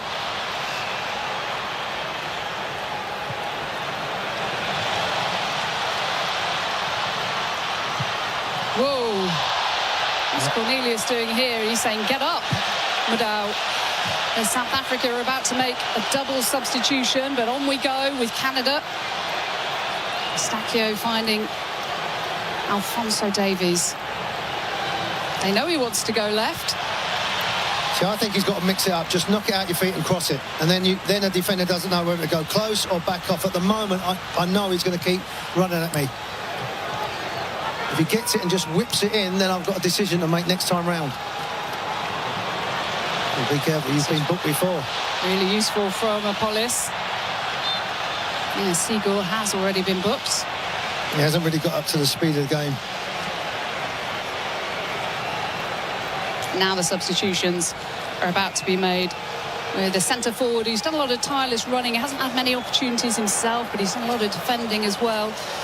Evidence Macholpa. Yeah, he's got to get off the field as well. I love this new rule. Yeah, he's got to get off quickly. Yeah, I love the new ruling where you've got that 10 seconds to go. Within reason, you know, it's not going to count too much, but I just think it makes the game quicker. We've seen players take 30 seconds, 40 seconds now, get off the field. Players come on. Works extremely hard, as you said, Jackie, on the lost calls, as he has as well. Got the goal last time out that got him to this stage against South Korea. A little pat on the back from the coach. And I think he feels that with all these players, that they give him everything, every ounce of energy, concentration, focus in the way that he plays. They want him to get on the ball, they want him to be brave. But they've come across a Canadian team that do press and have got good options up front. Away by de Fougerolles. And Apollis, the two players coming on, by the way, the 30-year-old striker Ikram Reyners. Oh, Schaffelberg almost in, and it's Mbakazi again. Well, I was listening to a show with some South African journalists, and they were all raving about him potentially heading to the Premier League, and Mbakazi. And Chicago Fire might have something to say about that, as Mudau's upended. Yeah, a little bit clumsy coming in. 87 minutes into this game. And it's been finally back. You could just feel it in the stadium. 3 minutes of regulation time remaining, plus stoppage time. There will be some for hydration break and substitutions, of course.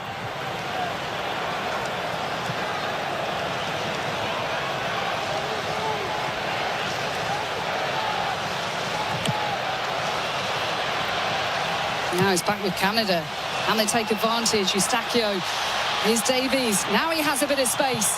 Oh, just put it in. Put it in. You know what to do. 3 or 4 times, just whip that in. Anything could happen. Now they're out of shape. Now they're chasing the game. And this is exactly what South Africa want, a counter-attack play. Well, they had 3 players in the box to aim for. Davies didn't play it in first time. Still rusty, of course. These are nervy moments for both sides. Just over 2 minutes remaining for somebody to become a hero. Nobody wants to be a villain at this stage. Just nobody wants to make the mistake. At least somebody win it with a moment of brilliance. And again, you have to remember for these players, they haven't played in this occasion before. You know, you're not talking about an Argentina or France that have been in finals, been in semi-finals, been in big occasion in front of 50, 60, 70,000 people. Now, these are players that are playing at the pinnacle of the competition. They don't want to make a mistake. And that's why the top players, when you've seen them, Peter Schmeichel said it earlier on the show, that's where the big players really identify and come to life in these occasions. Hollis. Oh, they could be in here, South Africa. Luke de Fougerolles. What a moment for him, the youngster, but still, well, they have been given the free kick, Canada. And the Fulham youngster off the bench to make a vital interception. Didn't just take the touch. He's got a cushion that in front of him by taking a touch and backing in. And then Cornelius comes over with the header. He's played a good part at the back for Canada. A reminder, tomorrow on Fox in prime time, a huge matchup in this round of 32. The Netherlands taking on Morocco in Monterrey. Coverage starting 8 p.m. Eastern, 5 p.m. Pacific here on Fox. And they'll no doubt be watching this game wondering who either of them will be facing in the round of 16. Well, I can tell you what, they're both thinking about that game. They won't be looking too far ahead because Morocco, we've seen an excellent team, and the Dutch are getting a little bit of rhythm, getting a little bit of their confidence. And we know with the Dutch players, if they get confident, get on the ball, they play a certain style of football that is pleasing on the eye. I think you can hear what the Canadian fans feel about this possession at the moment. And while he's doing that, he wants the Canadian players to get a bit frustrated, to maybe come out of a gap so they can create a pass. So you have to be disciplined, because you do hear the fans telling you, so you automatically think, I'm going to close down, I'm going to push, I'm going to chase the ball. But they want you to come out because then they're looking for a little bit of space. No, we're into a minimum of 5 minutes of added time. And if nobody scores in that time, we will be going to 30 minutes of extra time. And Canada won't have any more substitutions they can make between now and the end of the game, including potential penalty shootout. So they have to stick with what they've got. And if anybody gets injured or if anyone gets injured, and both will get the extra one in extra time. And Davis has tried to make a difference since coming off the bench. They had that initial lift. Yeah, you're correct. They sort of now try and go the other side, try and change a few questions.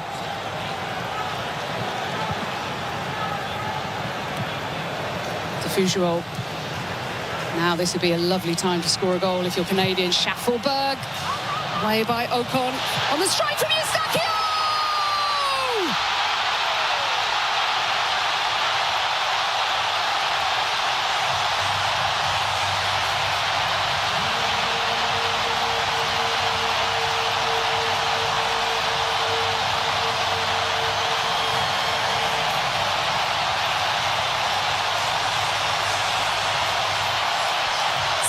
Eustachio and Canada are writing a new chapter of World Cup history.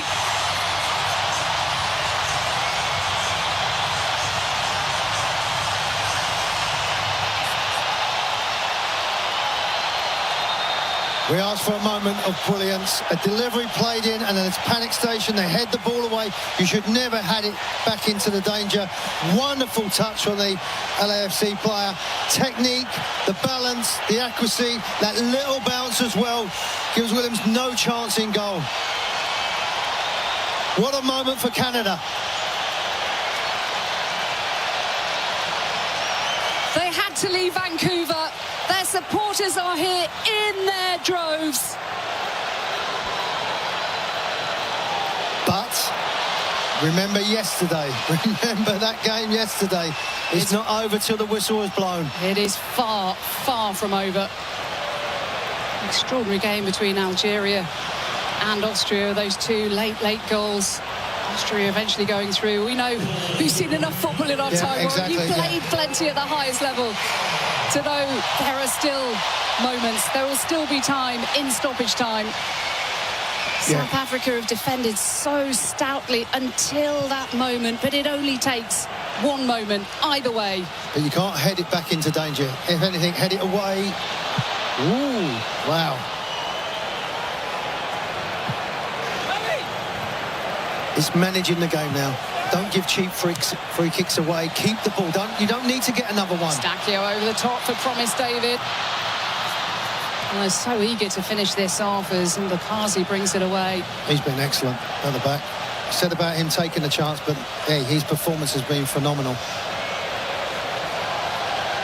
A minute and a half of the allocated stoppage time remaining, but there will be more added on for that goal and the celebrations, and the flag's gone up. That plays right into Canada hands. Also, we know of Alphonso Davies, he can play left back. They believe. They've come down for this moment in their history. Can they hold on?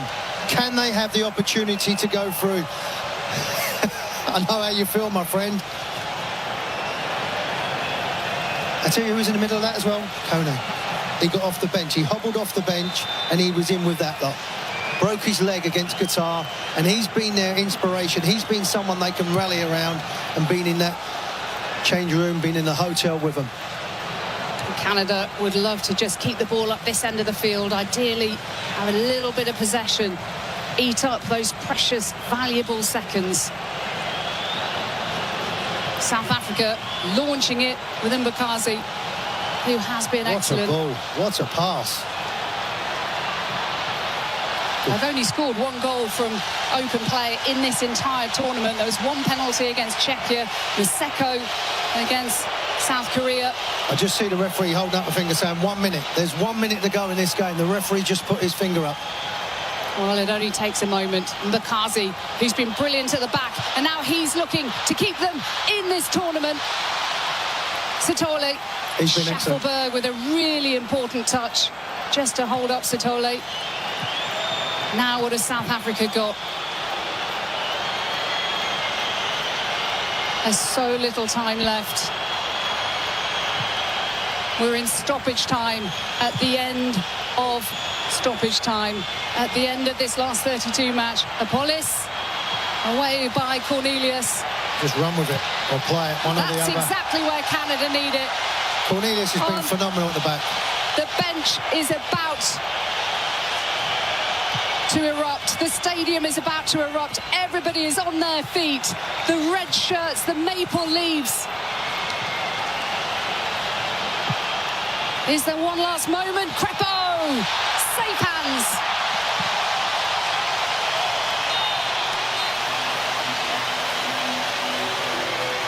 Just come away, let the referee deal with it, let him put it down. They believe now.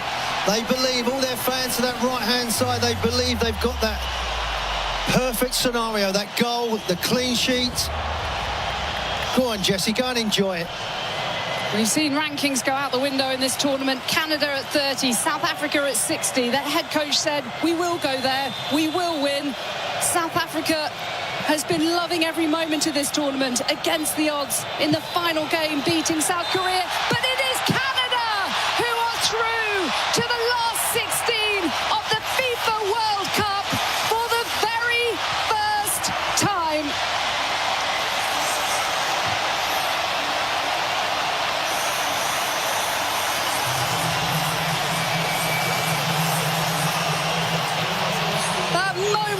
from Stefan Eustachio, winning it right at the death. And we'll be seeing Canada again in the United States.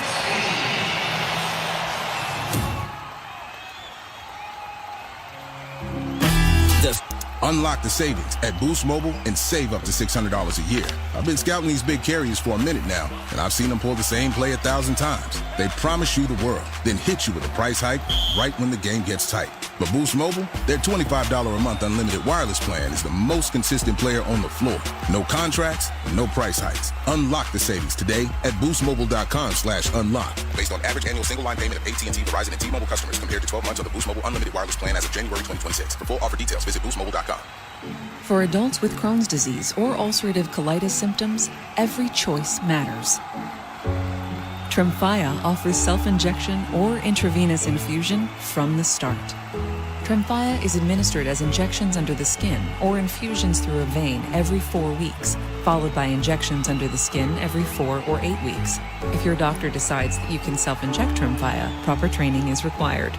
Tremfya is a prescription medicine used to treat adults with moderately to severely active Crohn's disease and adults with moderately to severely active ulcerative colitis. Serious allergic reactions, increased risk of infections or lower ability to fight them, and liver problems may occur. Before treatment, get checked for infections and tuberculosis. Tell your doctor if you have an infection, flu-like symptoms, or need a vaccine. Explore what's possible. Ask your doctor about Tremfya today. Call 1-800-526-7736 to learn more or visit tremfyaradio.com. Time now as we look back at today's match with our post-match show as we continue our coverage of the FIFA World Cup 2026 on iHeartRadio. Well, it wasn't the prettiest match of all, but it's the magic of the World Cup. It's the magic of the knockout stages at this point. Canada now not only just gets a taste of the round of 32, they get a taste of the round of 16 as they move on to face the winner of Netherlands versus Morocco. And they are in the last 16 of the World Cup for the first time in their country's history. And a magic moment in the 92nd minute when Eustachio chested it down and volleyed it in. Just a great moment for Canada in Los Angeles. They had a kind of a little bit of a tribulation-worthy group stages where they didn't finish top of the group. They're not playing at home in what could have been on home soil for their knockout stage journey, but they get it done here in LA versus South Africa. And what a magical moment. Anderson Hirsch, Steve Zakawani, former #1 overall pick in the MLS, and Congo International is with you here today. Let's break this one down. Our post-game recaps brought to you by the Home Depot. Upgrade your FIFA World Cup 2026 setup. Build it like Beckham from living room to lawn with the Home Depot and take the fast, free delivery assist. The Home Depot, official FIFA World Cup 2026 supporter, subject to availability. Steve, what are your reactions to that game? Yeah, I think you can't help but be happy for Canada to see this, as a nation that's achieving history with their first ever time reaching a round of 16. I felt the first half was a bit early on. South Africa looked a bit more dangerous. As that half went on, the Canadians got into the game, had some decent chances in and around the box, couldn't quite score. Second half, neither team really ignited themselves, and really the game was there for the taking, and it took a moment of brilliance, a good finish, good control, good shot into the bottom corner. But I think both teams were solid in the first 2/3. There was a real lack of final third quality, which hurt the game, and then the longer it went on, you could tell it was going to be either 2-1, 1-0, not a game of many goals. And whichever team can score first, I had a feeling, puts themselves in a great chance to win. And Canada did that, scored first. And then it was so late in the game that South Africa never really had a real chance to get back into the game. So congrats to Canada. But I don't think any future opponents of these two teams would have seen anything here to overly concern them. Yeah, I think you could kind of see the lack of quality in the final third. That changed a little bit when Alphonso Davies came on and, instantly show that he is a difference maker in this game. Yeah, he has quality. You don't play 7, 8, 9 years at Bayern Munich and not have high level quality. And that's why he came on. And I think on this team, his role is clear to be the guy making a difference. A little bit rusty just from the time he's been out, but they would have wanted to get him some minutes.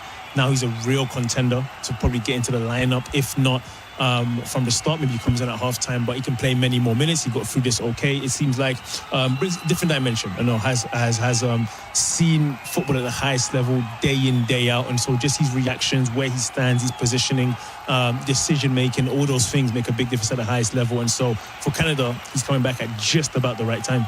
Yeah, what about for South Africa? They came into this tournament with not a ton of expectations, ranked 60th in the world on the lower end that we've seen here at the World Cup. They make it to the knockout stages. They take Canada to the brink, almost getting to the round of 16, but just in the last couple minutes, have a winner go in against them.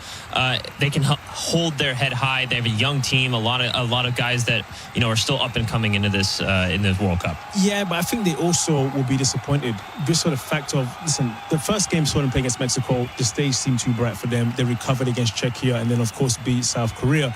And then I think, listen, you get into round of 32, if you're knocked out by France, by Spain, Argentina, maybe Canada, yes, is ranked higher than you, but I think it's a game they'd have felt we can win here. So I think the disappointment will come from they were not knocked out by one of the major powerhouses. They were knocked out by a team who on the day just made one more play than they did. Could have gone either way. So from that perspective, in the moment, they'll be quite let down. Overall, however, of course, it ends up being a better campaign than maybe it feels in the moment. You advanced. You lost just 1-0. You had a chance to go maybe to round of 16. Couldn't quite do it. Hopefully that incentivizes that national team to regroup and then make a strong run for 4 years' time. Yeah, it also seems like that game was there for the taking too. Canada wasn't necessarily dominant. It's not like they were unlucky to only win 1-0 or anything like that. The game was there to be grabbed, and Canada was the one that ended up doing it instead of South Africa. And I think that's going to be the letdown. Yeah. Because it was there, right? Again, I think if I'm a player for South Africa, what am I thinking right now in that locker room? I'm disappointed. I don't think saying overall was a good World Cup would be much consolation right now. Like a couple years from now, you can look back on that and then have that feeling. But right now, it hurts. It hurts, and it should, because again, it's a team that I think they could very well go toe-to-toe with. I don't know that Canada's much better than South Korea, for example, who they did beat in a game they had to win. And so I think if they just had a bit more quality in and around the final third, I thought they let themselves down at times just with the final pass, the final cross, or the attempted finish. It just wasn't quite there for both sides, to be fair. But in the end, it was about who can make one more play than the opponent, and today that proved to be Canada. Yeah, Canada wins 1-0 in the 92nd minute in added time when Eustachiou chested and volleyed into the bottom corner to get the win for Canada. 1-0. They move on to the round of 16. They will face the winner of Netherlands versus Morocco, which should be a fantastic game tomorrow. We can preview that coming up next year. You're listening to the postgame show on iHeartRadio's coverage of the 2026 FIFA World Cup. The free iHeartRadio app is #1 for music, radio, and podcasts, all in one. Discover a new podcast from our library of over 350,000 titles. Here's an iHeartRadio podcast preview. 3 staccato cries of Mayday and an eyewitness report of a mid-air explosion is about all that is known this morning of the British Columbia air disaster, which yesterday claimed 52 lives. I really want to know what happened, and it makes me extraordinarily angry, but it's always been a big secret. You look at the 4 leading suspects. Gambler on plane insured for $125,000, jury told. He had 1 or 2 murder charges against him and was acquitted. They knew what had happened, but they didn't know why. Appeared to be a fairly normal boy, quote unquote, single, who didn't have many friends. We were told nothing. This man that I wasn't sure even existed. But Joe, I found him today. Like the guy? The guy. I said, do you know who did it? And he said, we have a very good idea who the responsible person was.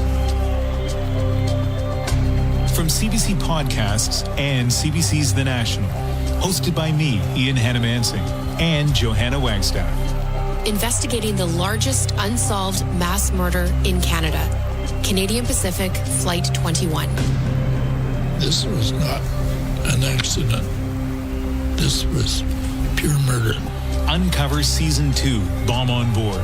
Listen and follow this podcast for free on the iHeartRadio app. #1 for music, radio, and podcasts, all in one.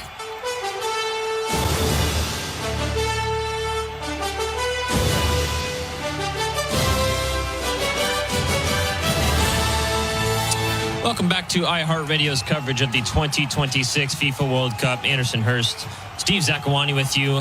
1-0, Canada win. They move on to the round of 16. Let's kind of look at what that side of the bracket looks like here as Canada move on. They're the first team to book their ticket to the round of 16. They will face the winner of Netherlands versus Morocco. Steve, do you think they have any shot against either one of those teams to maybe pull out an upset?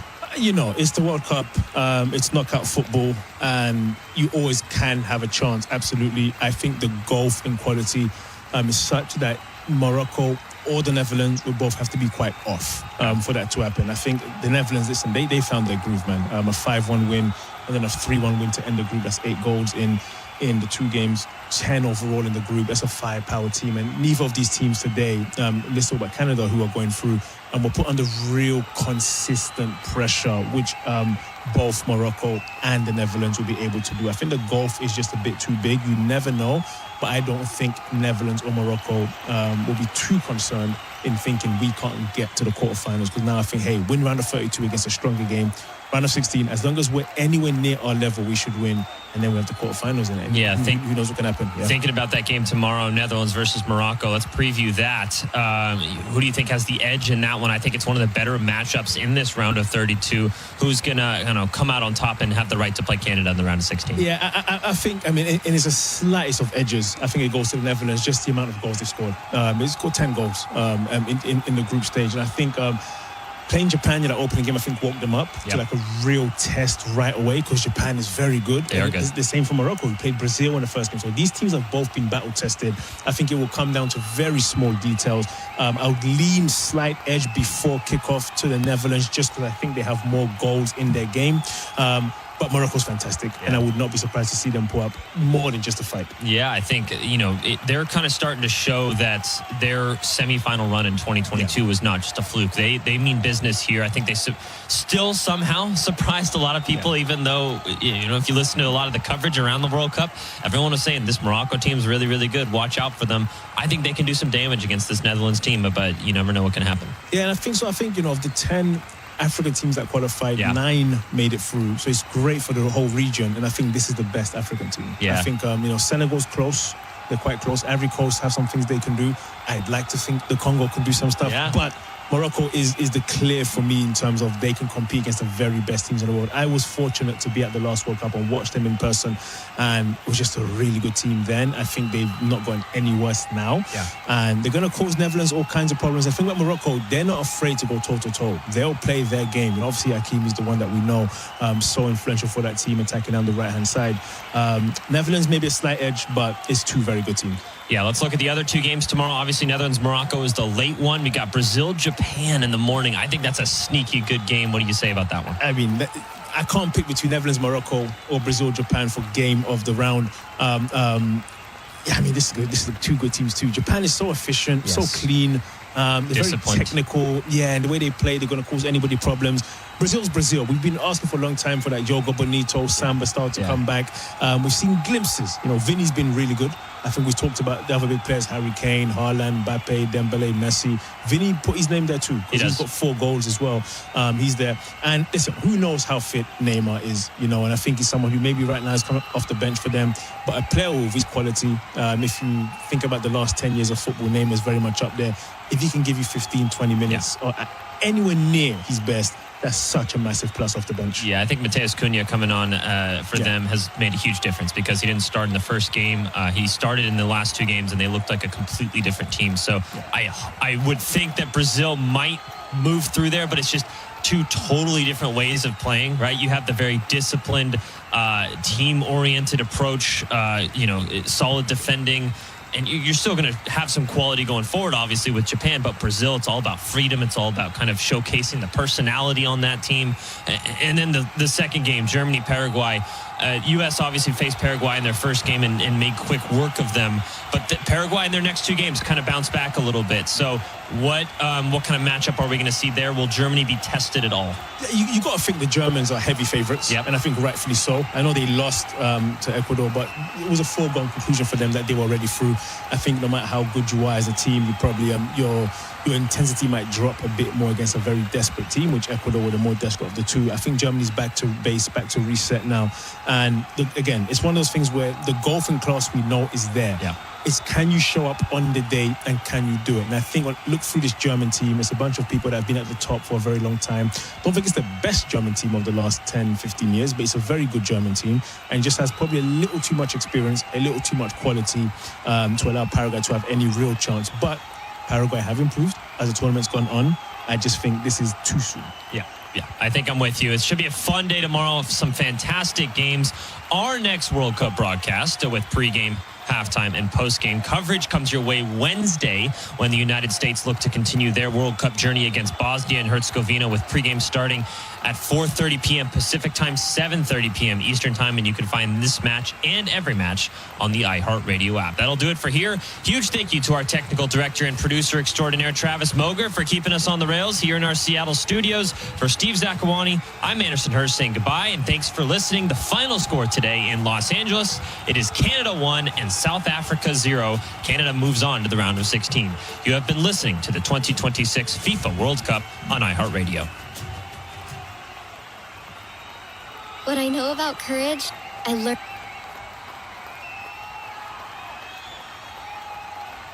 You're locked into a lot of things you can't change. Weather, traffic. Hey, stay in your lane. Your wireless carrier's latest price hike.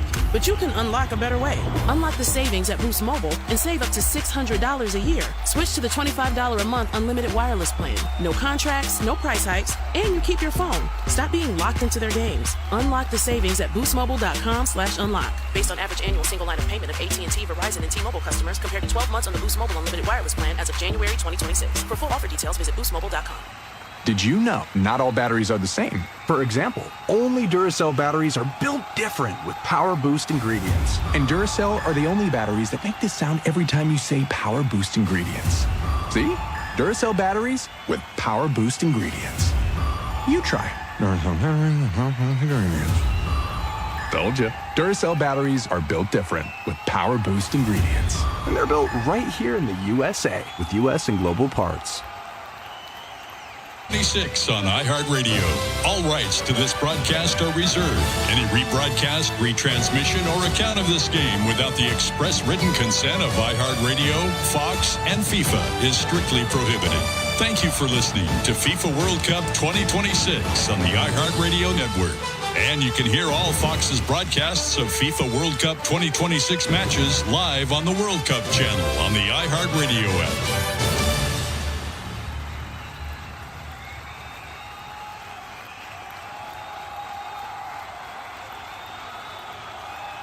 First appearance will draw extreme attention for that company for that country and pride. Whereas there are some schools who would get in on the bubble and have to play a first four, and there's a bit of a shame. We've talked about that, yeah. And so there's the difference of that. I also think the expansion of the World Cup, well, it's always about money, also does bring those other countries. It is more of a welcoming, whether it's good for everyone else, I'm not sure, but for those countries, I do think it is good. And then that falls back to, well, not everything is for you, right? Not everything is for, and that's even in terms of the World Cup. Not everything is for France or Spain or Germany or Argentina or the, like there's other things that can be involved if those, or Ghana in that instance. Maybe not everything is for them, but it is good for the countries that actually get to participate. Well, and I was going to say, too, and we talked about this the last time you and I were in, which was the second match of the U.S. of this is where college basketball is getting tournament expansion wrong, of if it was the University of Vermont or UNC Greensboro that won 30 games, that team is just excited to be there. Their fans are excited to be there, as opposed to the hypothetical 11th place team from the Big Ten, SEC, ACC,